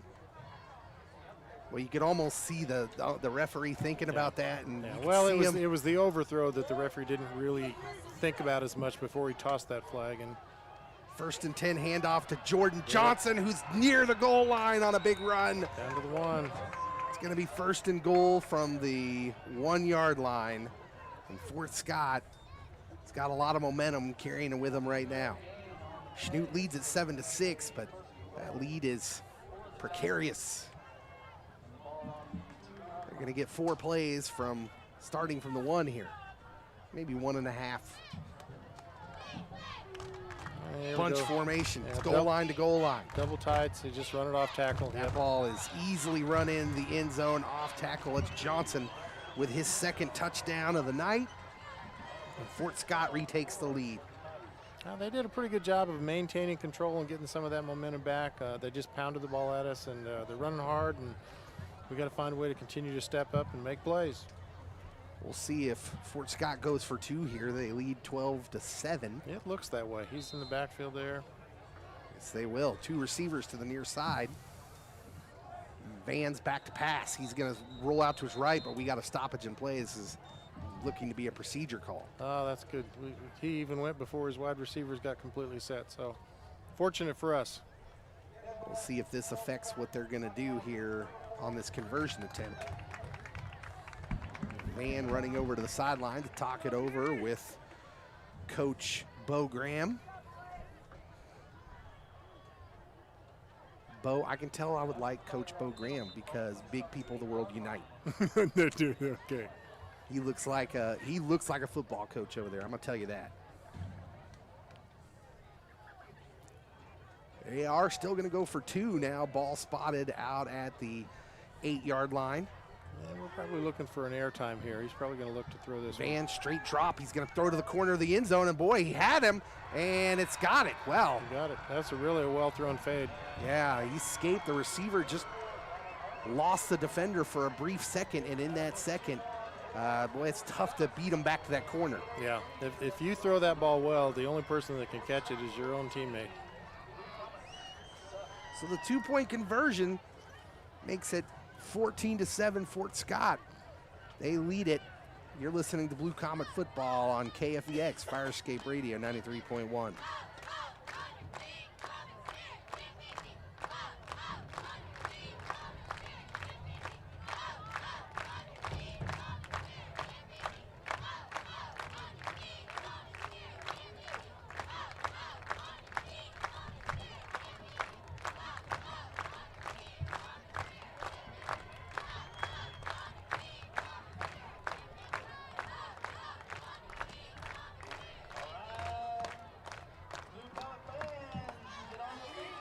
So Fort Scott retakes the lead, and we've got over twice the points scored already here in the first 4 minutes of the second half than we did in all the first half. Fort Scott leads 14-7, and we'll see if Chanute gets another opportunity to get a big return here. They returned the last one for a touchdown. Say it's going to be another short kick of some sort. It is a squibber, and the Chanute player goes to his knees to be safe with it. Probably a good idea. Yeah, ball on the 35 is a good place to start. That was number 2, Dagan Dean, sophomore. So 1st and 10 for the Blue Comets. We'll get to see the offensive philosophy now with your 4th quarterback of the season. They lost Caden Seamster in the first half. And it is Garrett Almond who is going to take the snaps at quarterback now. They've run a kind of wildcat formation with him this season, so it's not an unnatural thing for him. He's your guy. He's got trips to the far side. Almond's got the snap. He's going to give to Riker Donovan, who's up the middle, making men miss. 50! Breaking tackles to the 45-yard line of Fort Scott. Wreck it, Riker. Yeah, I could see Riker just turning to Almond and saying, listen, let's do this. Give me the ball. Well, that's encouraging because you know Fort Scott is expecting run all the way here. Because that was a powerful run. And Riker Donovan was just stepping on people. Under 8 to go here in the 3rd quarter. Fort Scott leads 14-7. 1st and 10 from the Fort Scott 45. Garrett Almond, your 4th quarterback of the season for the Blue Comets. He's Probably in there gonna to see take a the little bit snap. more of the same thing. You know, spread them out wide, make it a little bit easier. We got 2 guys we can run with that. There's a little wildcat run for Almond, who cuts it back. 30, 25, and a big run for Garrett Almond on 1st down. And so it's almost like you just got 2 big backs in there now, and it's just like who's going to block for somebody else. And, you know, again, the play calling and getting the linemen in a position where they can create just a little bit of an advantage for our backs to get through those holes. The offensive line of the Blue Comets right now just rocking the Tigers off the ball. 1st down and 10 from the Tiger 23. This is where a lot of the drives for the Blue Comets have hit a little break. But I don't think there will be any such attempts to throw the ball this time. Almond has 2 running backs on either side of him. Ty Leedy and Riker Donovan. Here comes the snap. It's the fake to Ty Lee. Here's Allman to the right. He turns it upfield, down inside the 15. Pyle still moving all the way down to the 13, 12-yard line. Just another little option off the quarterback counter. Fake one way and pull a lineman that same direction and then run off the backside. And good aggressive run without too much fanciness there. Well, Chanute just bulldozing their way down the field here. Yeah, this is going to build the lineman's confidence when they can get out and do this. And that's going to be good for both offense and defense. This long possession is going to give the defense a little bit of chance to rest. And they can get a first down inside the 2. They'll have first down here on the, well, looks like about 12-yard line according to what I'm looking at. We go wide on both sides. They have to honor that, which really puts our skilled people inside against theirs. Almond awaits the snap. He's got it. He turns, gives the ball to Ty Lee. He's wrapped up in the backfield. Well, he had no chance on that one. And he may have got back to the line of scrimmage, though. Somehow, some way. Lose a yard. This would be a great time for a little pinball jet sweep. What do you think? Yeah, absolutely. Yeah, there's just a little bit of a different look on the handoff here. Might catch them sleeping. Just get a little bit to the wide side of the field and let our quick guys do their stuff. Do you let Garrett throw it here? They're not expecting anything but runs right now. It's certainly a possibility at this point for him to roll one way and then dump it in because they're starting to cheat the middle a little bit. Second down and 10. Here's Almond. Garrett's got the snap. He's going to pull it down. Wildcat run. Now he's wrapped up and thrown down for no gain. And so really they're not honoring that pass at all, so that certainly is an option. It's going to bring up 3rd and long. Well, this is the spot on the field where Chanute run into troubles all night. And they're facing another 3rd and long from the Fort Scott 14 right now. Yeah, bring in a receiver, take a running back out. This one will be airborne. Under 5 minutes to go here in the 3rd quarter. Unless there's nobody open and he tucks it and just goes. Fort Scott with a 14-7 lead, but Chanute in their red zone. 3rd down and 11 from the 13. Crowd gets loud. Allman, he's got a man in motion. Here's the snap, and we've got a whistle and a flag. It's going to be on Chanute. I didn't really see what happened. Somebody moved early. Yep. False start. That play perhaps took a little bit longer to develop than you'd like. Someone got antsy. That's going to change things a little bit. 3rd down and 16 now, backed up to the 18-yard line. We still have the wind at our back. We've got a kicker that can kick the field goal. There's no reason to do too much here.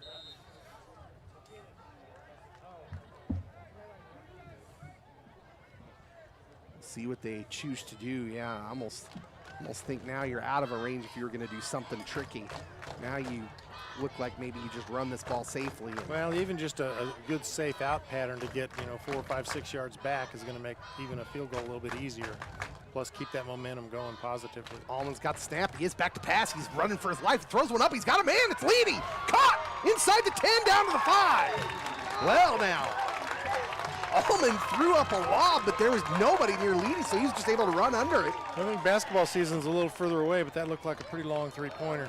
Boy, and Allman, that was literally all he could do. The rush was coming. Yeah, he knew Leedy was going to a spot, and he just threw it to that spot. Yeah, he had to get rid of it, and both guys were on the same page. That was a pretty good time to play. So 4th down now, and looks like about 3 yards. 4th and 3. They can get a first down inside the 2. It'll be interesting to see the play call here. They're down to 13 on the play clock. I bet we're going to take a timeout here shortly. Well, this is the struggle of being down to your 3rd, 4th string quarterback is sometimes you're going to have to use some timeouts when you would rather not in a close game here. Yeah, we're at this point where this is an important score, and we know that, so you want to make sure you have the right play and everybody's on the same page, and that's a good call. This is a good time to use one. 3:12 to go here in the 3rd. Chanute trails 14-7, but they've got an important 4th and 3 from the 5-yard line coming up. Don't go anywhere.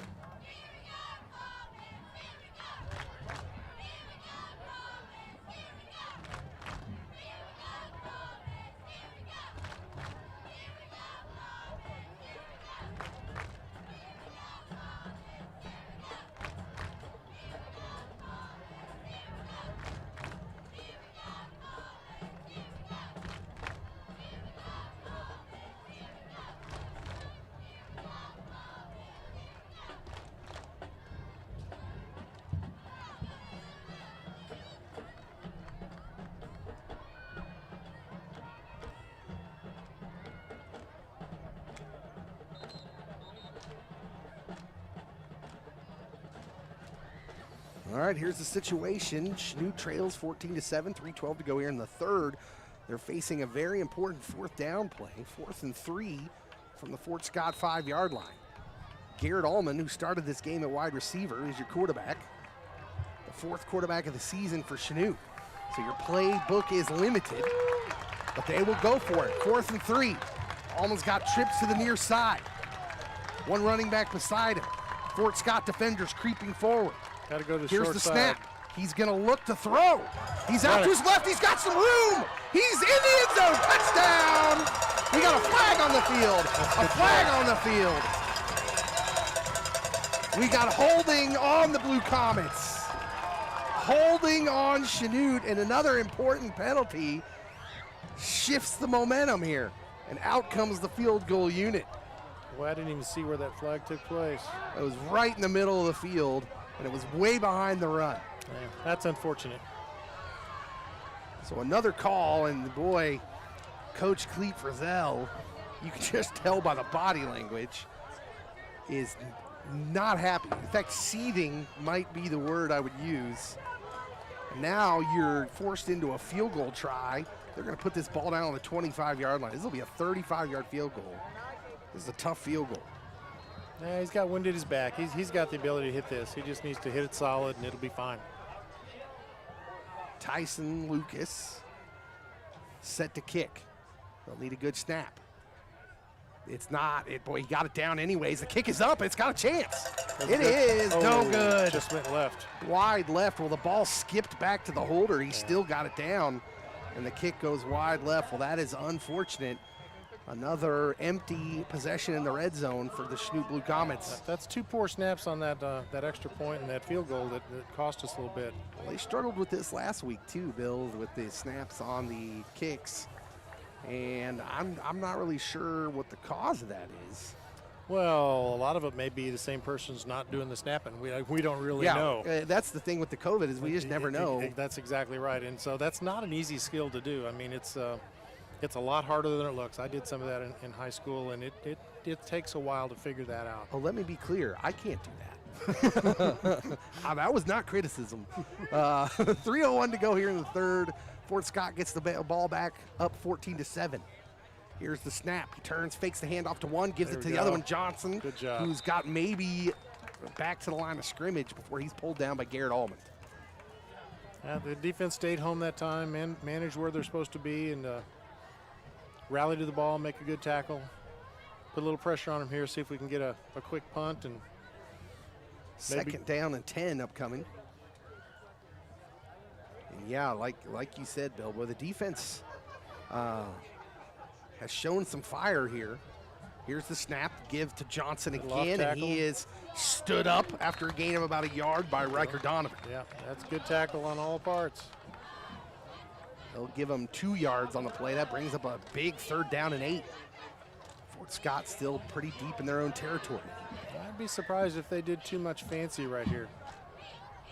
Early on in this game, this is a play that they let Malachi kind of snap the ball and bootleg out into a little quick out play to a wide receiver. We'll see if they do that again. I could see a little misdirection. I think they're going to get to the wide side of the field. That'll be successful and use their speed. We've got a timeout on the field. And I think they wanted to talk about this one. They do. We'll take it with them. Chanute trails 14-7. Big 3rd down play coming up. You're listening to Blue Comet Football on KFEX.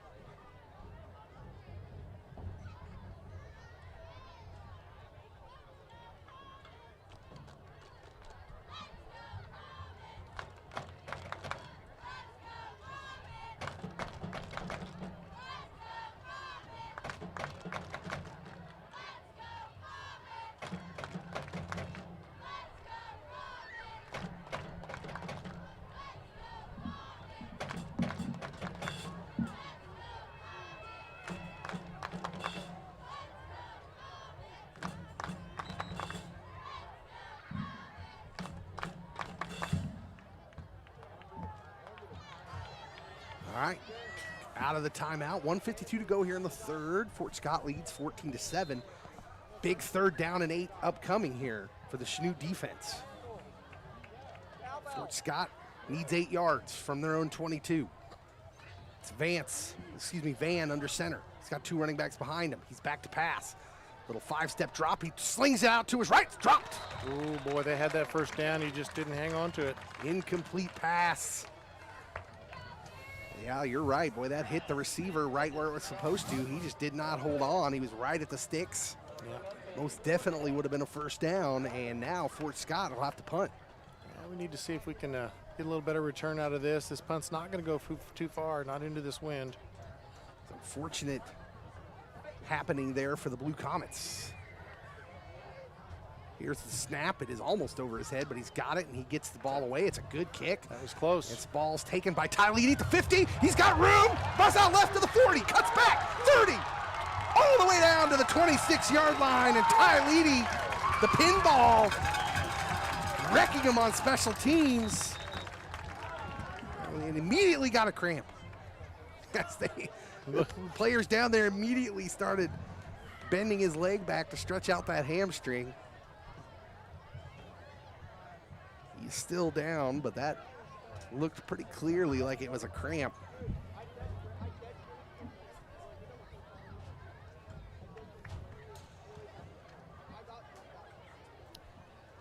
That's certainly what it looks like from here now. Yep, they're still, now they've got a trainer out there who's got him straight-legged and bending that left leg, or right leg, excuse me, up in the air. So here's the situation now. Chanute in business again. Nearing the red zone already to start this drive off. They'll start off from the Fort Scott 25-yard line, 1:35 to go here in the third. Chanute trailing 14-7. There's Leedy as he tries to walk that cramp off. Yeah. Boy, they don't come back. I mean, you have them and they're there, and you just got to live with the pain. And he's certainly entertaining the crowd on his way off, is he not? There's some dramatics going on. I like the energy. Anything but bend that foot forward.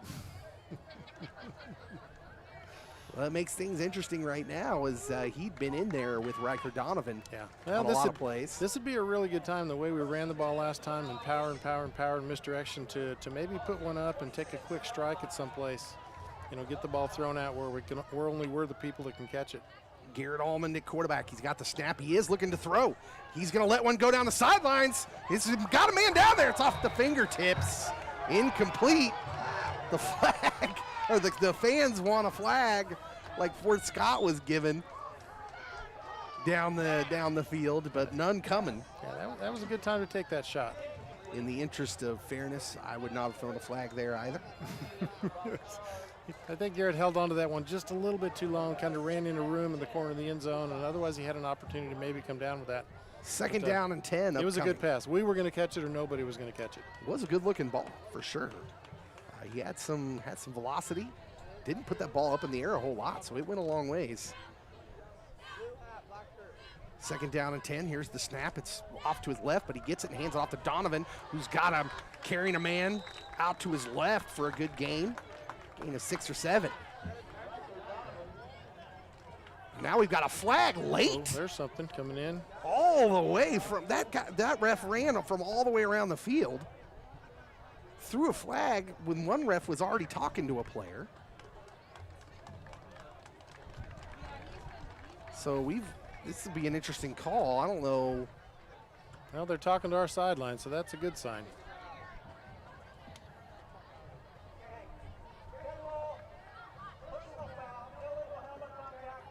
Illegal helmet contact on Fort Scott. So things may be getting chippy down there. Illegal helmet contact. In other words, he led with his head. It was a spear. Oh, okay. The old spear, what we used to call. And sometimes I think we use too many words. They just make them more complicated than it needs to be. Just say he led with the helmet. Yeah. First and 10 is the result from the 11-yard line. Almond awaits the snap. He's got it. He fakes the hand. No, he gives the hand off to Donovan. Guy had him for a minute, and he just got away from him and got a good couple of yards out of that. Got back and made a couple yards out of that. Yep. Riker Donovan. It looked like they had him dead to rights in the backfield. Well, they're tuning in defensively on what we're probably going to do, and so they're bringing guys in tight, and they're starting to pinch those backs in, and we're just going to have to, to beat them up inside and power through and make some holes and hit those quickly. And, we got 3 more downs to get, 3 yards at a shot, and then we score. Under a minute to go here in the third quarter. Chanute trails 14-7. They are inside the 10 here. 2nd down and 7 from the 8-yard line. Almond in the shotgun. He's got Donovan next to him. Here's a man in motion. Here comes the snap. The give is on the reverse to Raleigh Chard. He's got a little room. Tries to break it wide, and a receiver maybe missed a tackle there.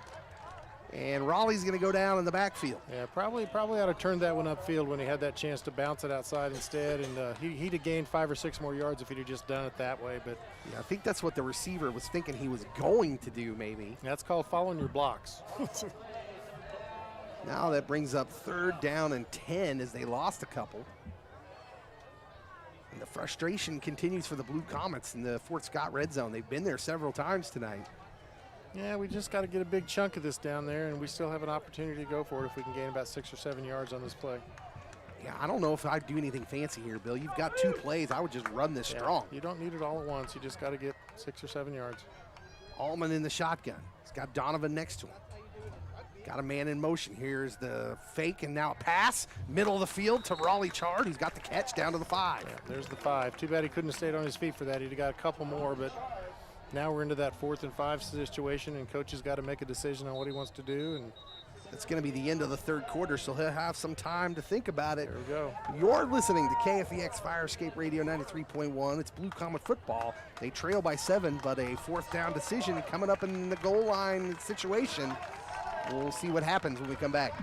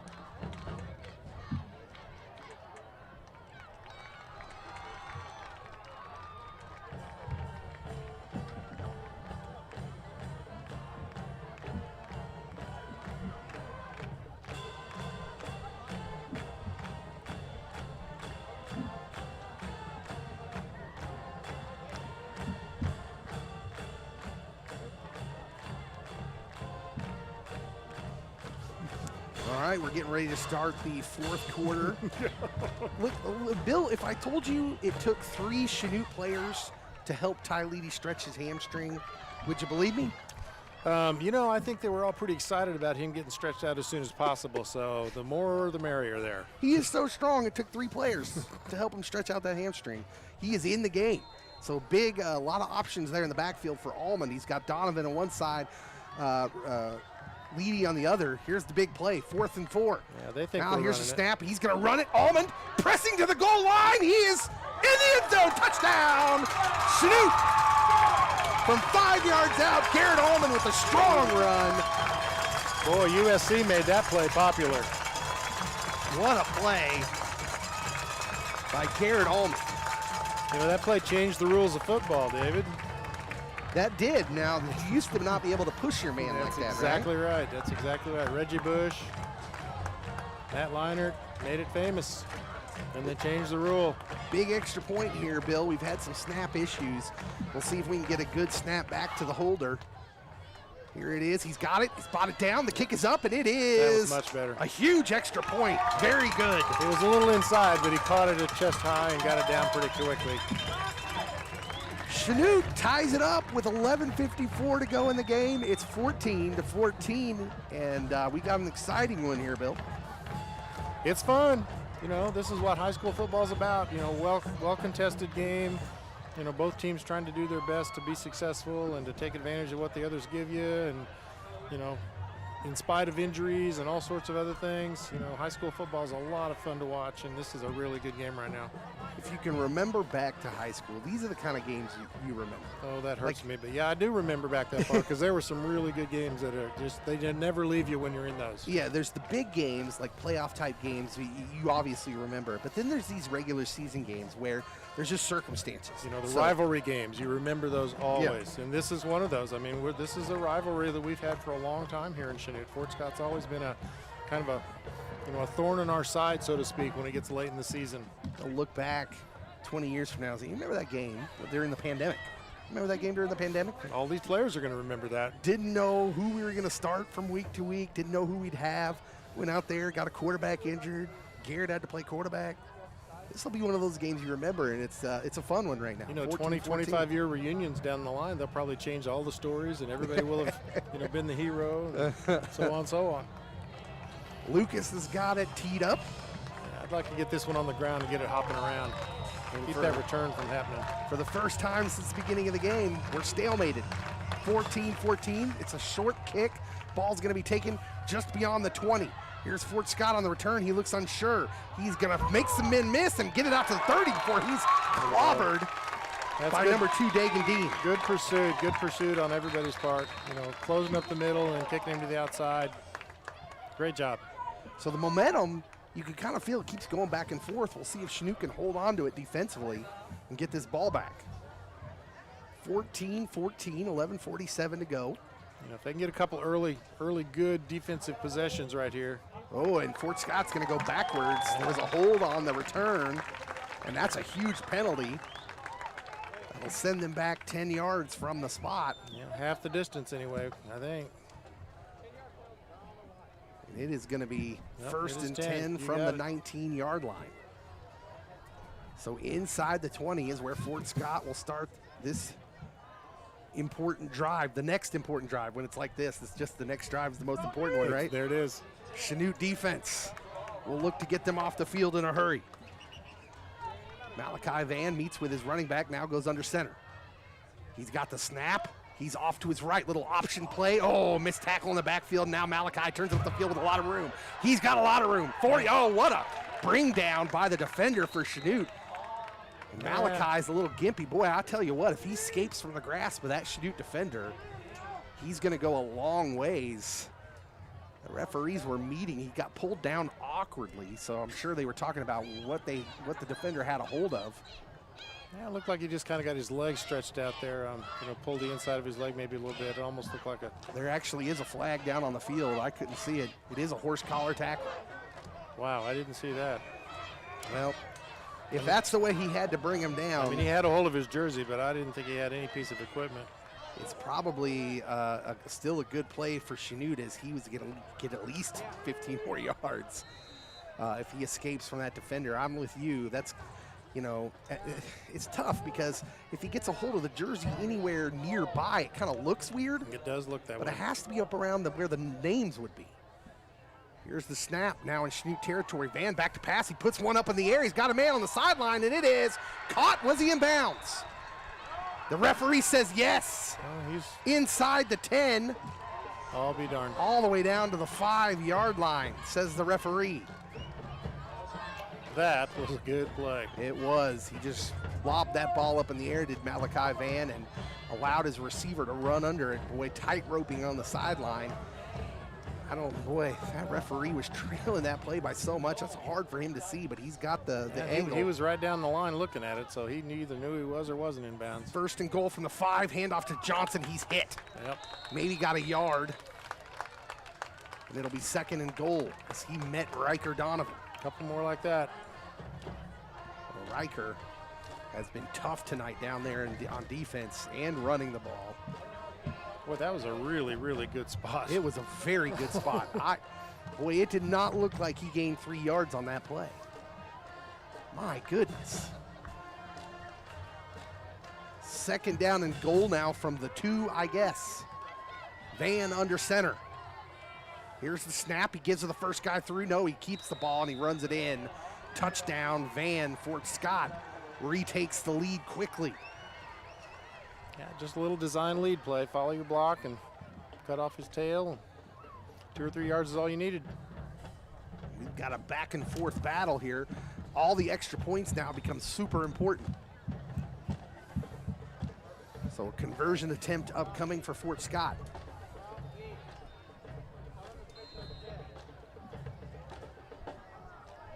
I think they're probably going to go for 2. Going to go for 2 here. Yeah, Interesting. This is an interesting play call, Bill. Well, they just don't have much faith in their kicker and understand that they have a better chance maybe of getting 3 yards than they do of kicking it through that upright. Big 2-point conversion on deck. Van under center. He's got the snap. He's going to fake. Now he's back to pass. Lets one go, and that ball is knocked away. Dagan Dean, the sophomore, knocked it away. Yeah, good defense. And the 2-point conversion is no good. That's big. Fort Scott leads it 20-14, 10:33 to go here in the game. You're listening to Blue Comet Football on KFEX Firescape Radio.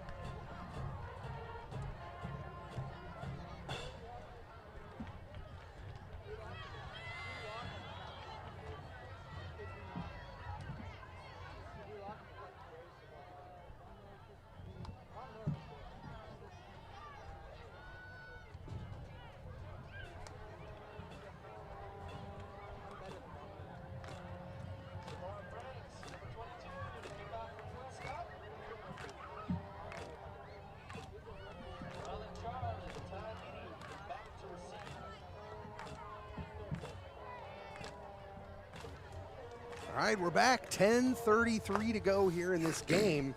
It has been wild here in the second half after only 6 points scored in the first half. Both teams have found their excitement buttons and have pressed them fully.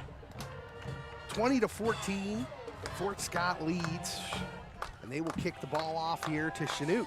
Let's see if we get that squib kick again now that they've got the wind behind them.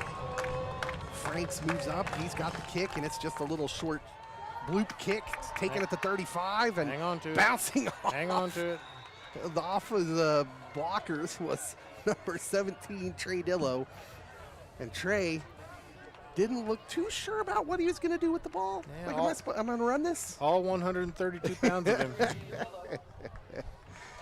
He's like, okay, I guess I'm running. And he got hit pretty hard at the end of that and held onto the ball. That's actually pretty important. That's right. 1st and 10 upcoming for the Blue Comets from their own 36-yard line. They've had some success running the ball here in the second half. We'll see if they stick to it. I don't know why they wouldn't. Now they're going to have to come up with something a little different because the playbook's getting really slim, and the offensive line's just going to have to do what they can do and get those few yards that they can each time they have the chance. Trips to the near side, Almond in the shotgun. Garrett Almond turns, gives the handoff to the Riker Donovan, who's got good yardage on first down, gain of a 6. Yeah, just to let Riker just pick the hole and slide through and get those shoulders square and drive those legs. Well, Riker has had a pretty good night running the ball, and it just kind of appears that that's going to be there for him should they wish to take it.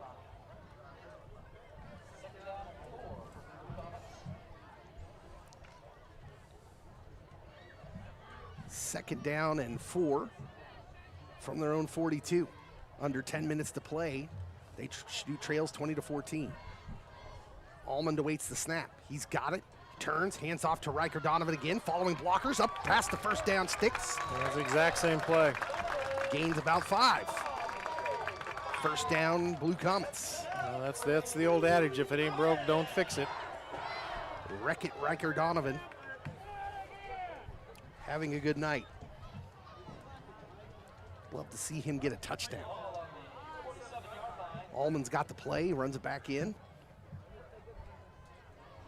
Chanute approaching midfield as we go under 9.5 to play.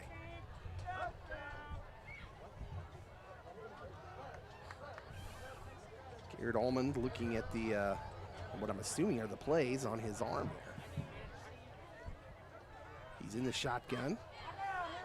Here's the snap, turns, hands off again to Riker, who's met this time in the backfield. He'll lose a yard. Yep.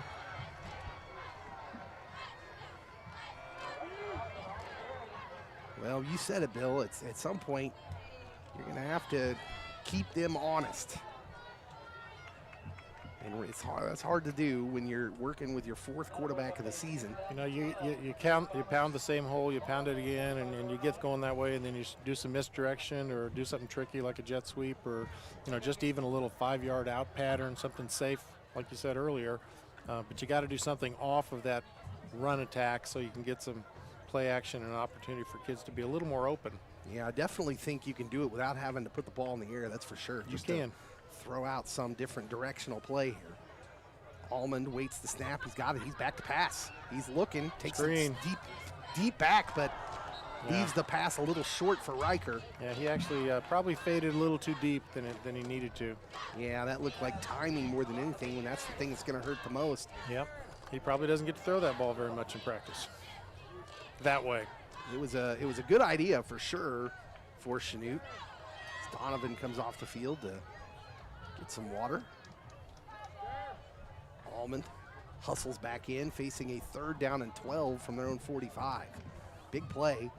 8:16 to go here in the game. They trail by 6.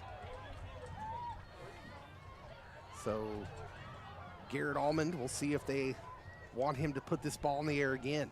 Here's a man in motion. That's Chard. They fake to him. Almond pump fakes, now throws one. That ball is picked off. No, they say incomplete. They say the ball skipped. That is fortunate for Chanute. A Fort Scott player went diving for it, and we'll see what the coaches for Chanute choose to do. That was a tough pass. You know, it had a safety deep right there, and kind of a cover 3 deep, and they threw kind of right into it. So it was a little tricky. This might be the play where they let Garrett back up a couple steps and pooch this kick away, although they're lining up like they're going to go for it. 4th down and 12. There we go. And there's a man jumping across. Well, you knew it was coming. That's a hard count. You know, we have 2 more of those in there, you think, Dave? You're going to need 2 more. Now Garrett comes over with maybe a more doable 4th down. Yeah, this is a toughie for Coach Frizzell. You know, this is a tough. You know, if you don't make this and you go for it, you give them a short field, then you're looking to hurt yourself.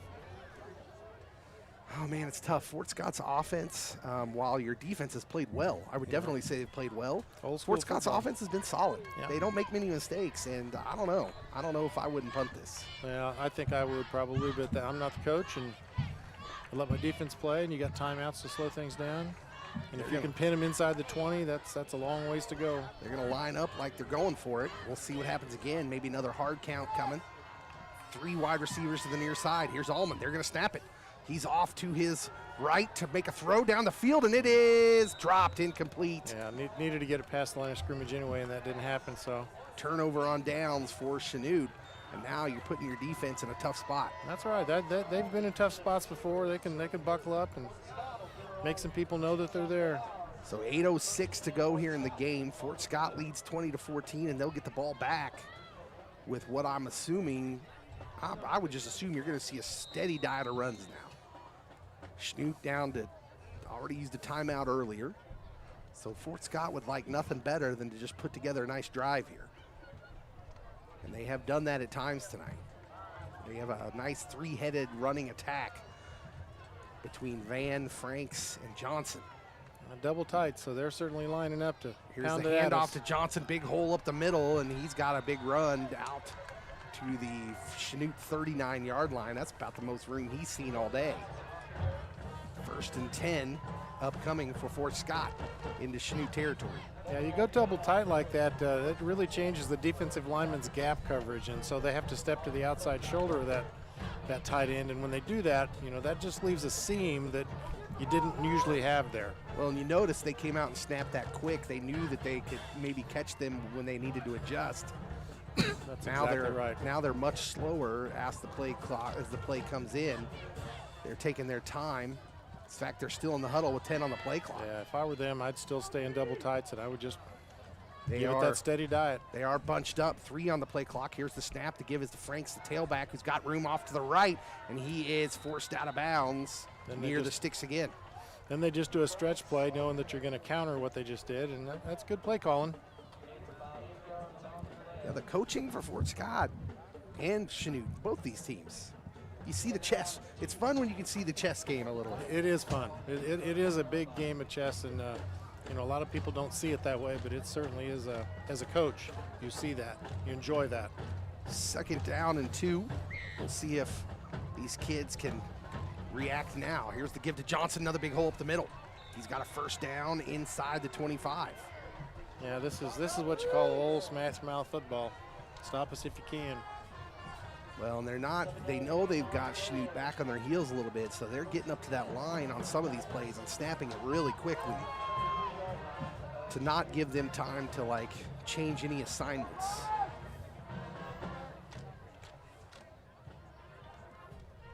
So 1st down and 10 for Fort Scott on the Schnute 23. We're about to go under 7 minutes to play in the game. Fort Scott with a 6-point lead, and this becomes a very important defensive possession for Schnute. I don't think this one's just going to be a straight dive up the middle. I'm sensing something a little different is going to happen. The formation is still very bunched, but we'll look for it. It is a quarterback keeper on the option, and he's got flag comes in late, 7-yard gain. We'll see what happens. Just kind of run an ISO play with the quarterback as the ball carrier. That flag in the middle of the field usually indicates a hold, and that's what we got. So it's one way to slow them down and have them shoot themselves in the foot. An interesting wrench thrown into the equation here for the Tigers as the clock stops at 6:40. See if we can take advantage now and get a real good stop on 1st down.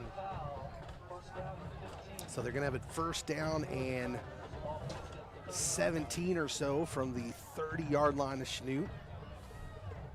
We'll see what Schnute's defense can do here. They're sticking to that bunched up formation. Malachi Van under center. Quarterback for Fort Scott turns, hands off to Johnson, who's hit early and stuck in the backfield. No, excuse me, after a gain of a couple. That's a good rally to the ball, though. There's Ty Leedy that got him there initially. Held on to him long enough for another guy, teammate to come finish him off. That brings up 2nd and 15. It's a good play. Gain of only 2. We'll see if we can get another stop here to keep him in a 3rd and long. Well, you almost don't want to give him anything here because a field goal puts him up 2 scores. And in this range that they're at now, would be a difficult one seemingly for what they've got at field goal. I'm not sure they have confidence in that option for them. We're under 6 to go. 2nd and 15 from the Schnute 28 for the Tigers. They lead by 6. Here's the turn. A little misdirection to Franks. Schnute's defense read it. Yeah, they've seen that enough times tonight. They were waiting. Ty Leedy with another tackle. Boy, he stayed home, didn't he? He never once went on that fake. He stayed over there on the left side. That's good assignment football by the Blue Comets. Doing your job, letting your teammates do theirs. 3rd down and 15. Huge play upcoming. 5:20 to go and counting. Schnute needs a stop if they want to keep this a chance at this being a 1-score game. They're probably in 2-down territory right here. I'll bet they're just doing. This would be a great time for them to take a shot. Van back to pass. He's looking down the field towards the middle, and their bodies flying everywhere. The feet got caught up again. Yeah, that time the receiver asked for the flag. He tripped over the line monster from up there. Yeah, again, that receiver just kind of fell over. He wanted the flag, but no flag was coming. And the clock stops at 4:59, brings up 4th and 15. Well, this is where you want them. That's like one of those, the wide receiver coaches saying, listen, if you can't quite get to it, fall down and just hope. So big play upcoming. It'd be interesting to see what they come up with here. That was a really big play. I mean, taking that shot was a well-calculated gamble, but it stops the clock because it didn't work, and that helps Schnute. That's another 30 or 40 seconds that is going to be on there. Schnute's pass coverage. Well, it looks like we're going to get a timeout here. They have not even close to bringing in a play here, and where play clock is down to 3 seconds. Yeah. So we've got a timeout by Fort Scott. We'll go ahead and take it with them. Schnute trails 20-14. You're listening to Blue Comet Football on KFEX Firescape Radio.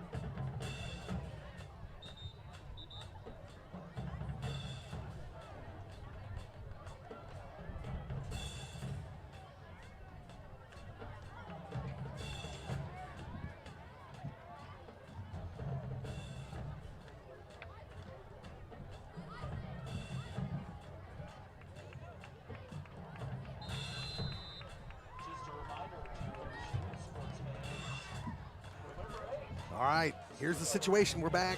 4:59 to go here in the game. Fort Scott leads 20-14, but they face a 4th and 15 on the Chanute 28-yard line. Huge play for the Chanute defense. Malachi Van under center. He's got 3 receivers.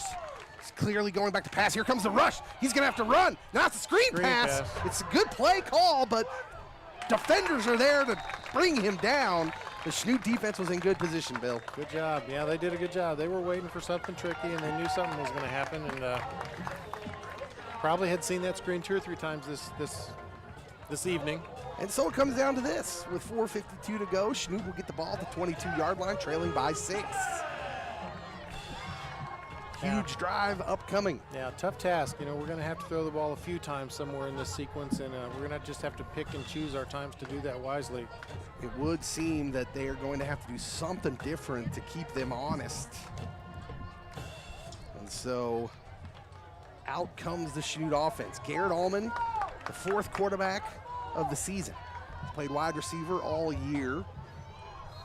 Pressed into duty after freshman Caden Seamster went out with an injury earlier. The referees asking to reset the play clock. Almond, well, I wasn't out in the play clock person. It was their fault. Here's the snap. Almond back to pass. He lets one go down the sideline. He's got Raleigh Chard. Did he make the catch? Oh, now the defender has it. No call from the officials. What do we got? I don't think they know what they wanted to call. Oh, I'll be darned. He's going to call that an Oh, interception. my goodness. They are getting together to talk about this. Nothing has been seen. Both officials were quite a ways away from that play. They call an interception. I don't think either one of them knew. Well, I would agree. I think because they didn't see it. And now the White Hat's talking and making sure, and as he should. So 1st and 10 for Fort Scott on a fortunate break for them. You know, it was a tough pass, wobbled a little bit, got up into the wind. Out comes Malachi Van, 4:45 to go here in the game.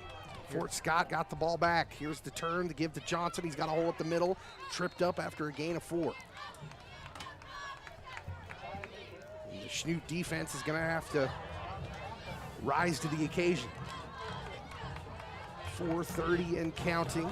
Johnson is gimpy in the Fort Scott huddle. He's going to have to go to the sideline. They'll sub in number 2, Avius Stedman, a sophomore running back.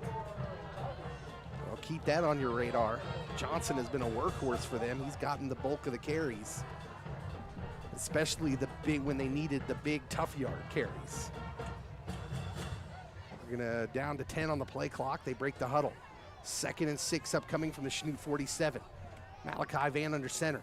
Turns, he gives to Franks, who is the lead back through this time, and he is down about a half yard short of the 1st down marker. So 3rd down and very short upcoming. We've got well, that's Ty Leedy. He's cramping up again. So Ty Leedy in that hamstring. We need 3 more players to help him stretch that thing out. We got an injury timeout. We'll take the break with them. 3:45 to go. Chanute trails 20-14. You're listening to Blue Comet Football on KFEX Firescape Radio. Down to the 41-yard line of the Blue Comets. 3rd down and short 1 to go for the Tigers.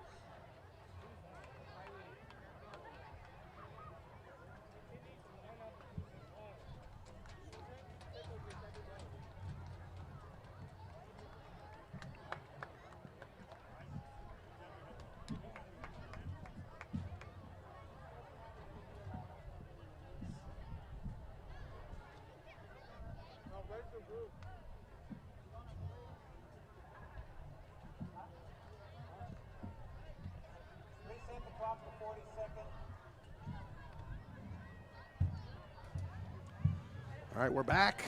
3rd down and half a yard upcoming here for Fort Scott, and every 1st down becomes super important here for the Chanute defense. They've got 2 timeouts left, so if they give up the 1st down here, this will probably be the last one they can give up.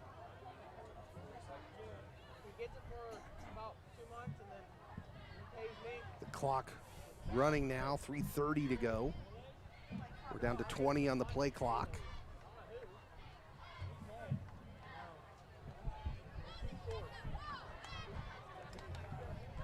They run up to the line now. 3rd and half a yard. Here's Van under center. He turns, keeps the ball now after the fake handoff, and he's got a couple for a first down. And we've reached the point where Chanute's going to have to stand strong if they want a chance to come back in this game.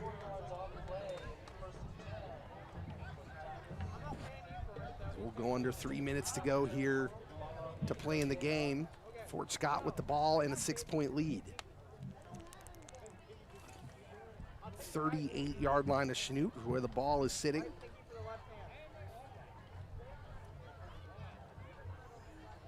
Malachi Van, the quarterback for Fort Scott. He's senior, 6'3", 180-pounder. He's been solid tonight. Yeah, they need a good stop here, and then they're probably going to have to use one of those timeouts. Bunched up formations. Here's the handoff to Franks. He's hit after a gain of about 2. Yep. And a timeout immediately taken by the Blue Comets. This is what we're going to see here in the next 2 plays, is that kind of goal line set for each team, and we'll see if, man, I don't know. This always scares me, these situations when you need the defensive stop, because I feel like that one fake and a little bootleg can put them in trouble. If the other team has that kind of courage and they're comfortable in what they're doing, I would think that's an option. Malachi Van has shown some good speed from the quarterback position for Fort Scott. You know, to me, that would be a 3rd down option, not really a down now. You want to make Chanute burn their last time out if you're Fort Scott. For sure. So then you can really control the tempo of what's going to happen.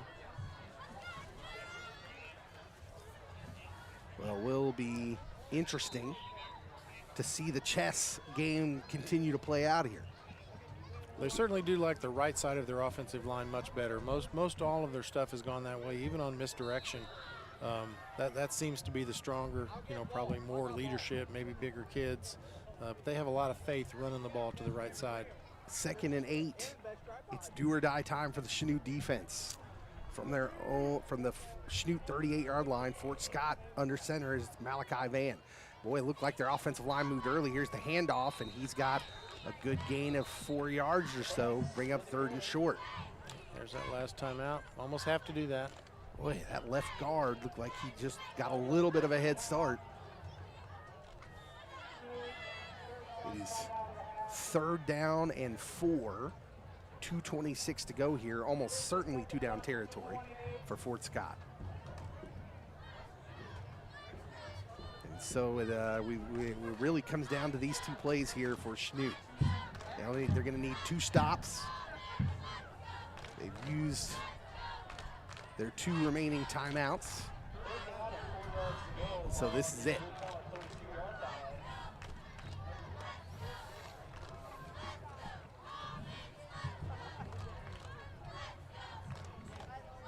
Fort Scott huddle still happening over there on the far side of the field. The Chanute defense is out there right now.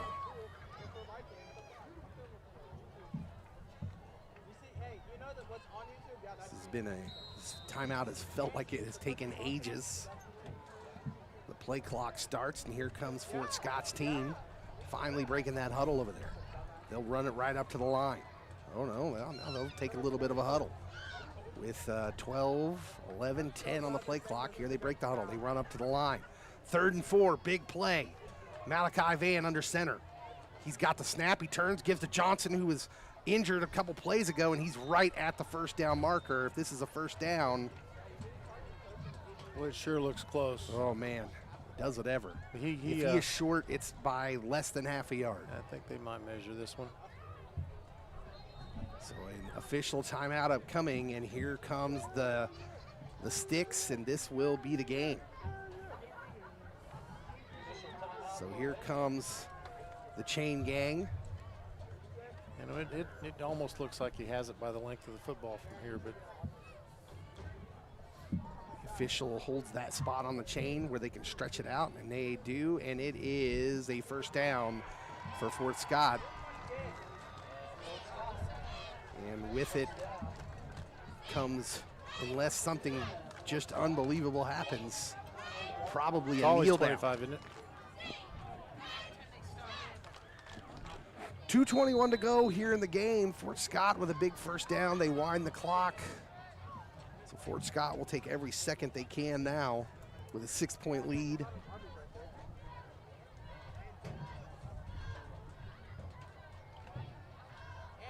Now they run up to the line.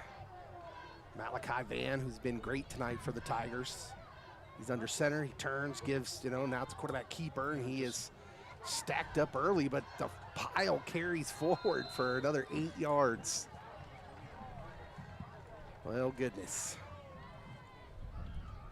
Good safe play. They're just going to run that easy dive handoff and fullback lead. And well, Malachi has been a deceptively strong runner. They list him at 180 pounds, 6'3", so he's tall, kind of gangly. he's well built for somebody who's 6'3". It's hard to tell down here. It looks like he's all legs, but obviously a strong young man. He had a couple runs tonight where he did not run like a 180-pounder, where he might, especially quarterback, where you think he might not want to take a big hit, but he delivered a blow to a couple Chanute defenders. So, I mean, he's clearly a pretty strong kid. And he's shown it on some of those runs tonight. We're down to a minute to play. Here is the keeper by Malachi, and he's got the first down. And with under a minute to go, that's going to do it. We'll probably see a couple kneel downs, or one kneel down, actually. Might just get to see one more. And Chanute's going to fall a little short here. I think, you hate moral victories, Bill. I hate them. I think with the adversity you face, losing another quarterback, you did some great things, and you put yourself in a position to win this game, or to be in position to win. I think you've got to take that as a positive going forward. Well, the kids didn't stop fighting. And that's what you ask of kids, and they don't feel as good about it either as we do up here, or as the fans do in the stands. But when the chips are down, it's really easy to just kind of check in and not do your best. And our kids didn't do that.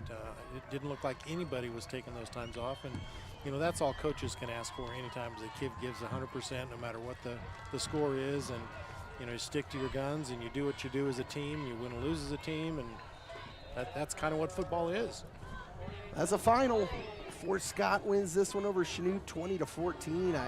I don't know. I love this, by the way. If there's one good thing about the COVID, the two teams going out near the middle of the field to raise their helmets towards each other, since they don't want them. They don't want them shaking hands. Yeah, we used to go shake those hands, and sometimes that wasn't always pleasant to do, depending on which side you were on. But both sides know that this was a well-fought game and a well-played game, and there's respect from the other side, even though that they beat us. And that's going to go forward as young men. That's important to be able to handle defeat in a positive way. Yeah, it's nice to see. As intense as this game was at times, we had a couple personal fouls out there. As intense as it was, that was pretty gracious for both teams there after the game is over. That's good to have rivals like that. Yep, it really is. Rivalries games are fun.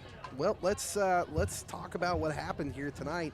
In the first half, it was some good drives, but not resulting in much. The only score was a 3-yard Jordan Johnson run to make it 6-0 Fort Scott after they missed the extra point. And then that's how it was at the half. It seemed like both teams had their chances.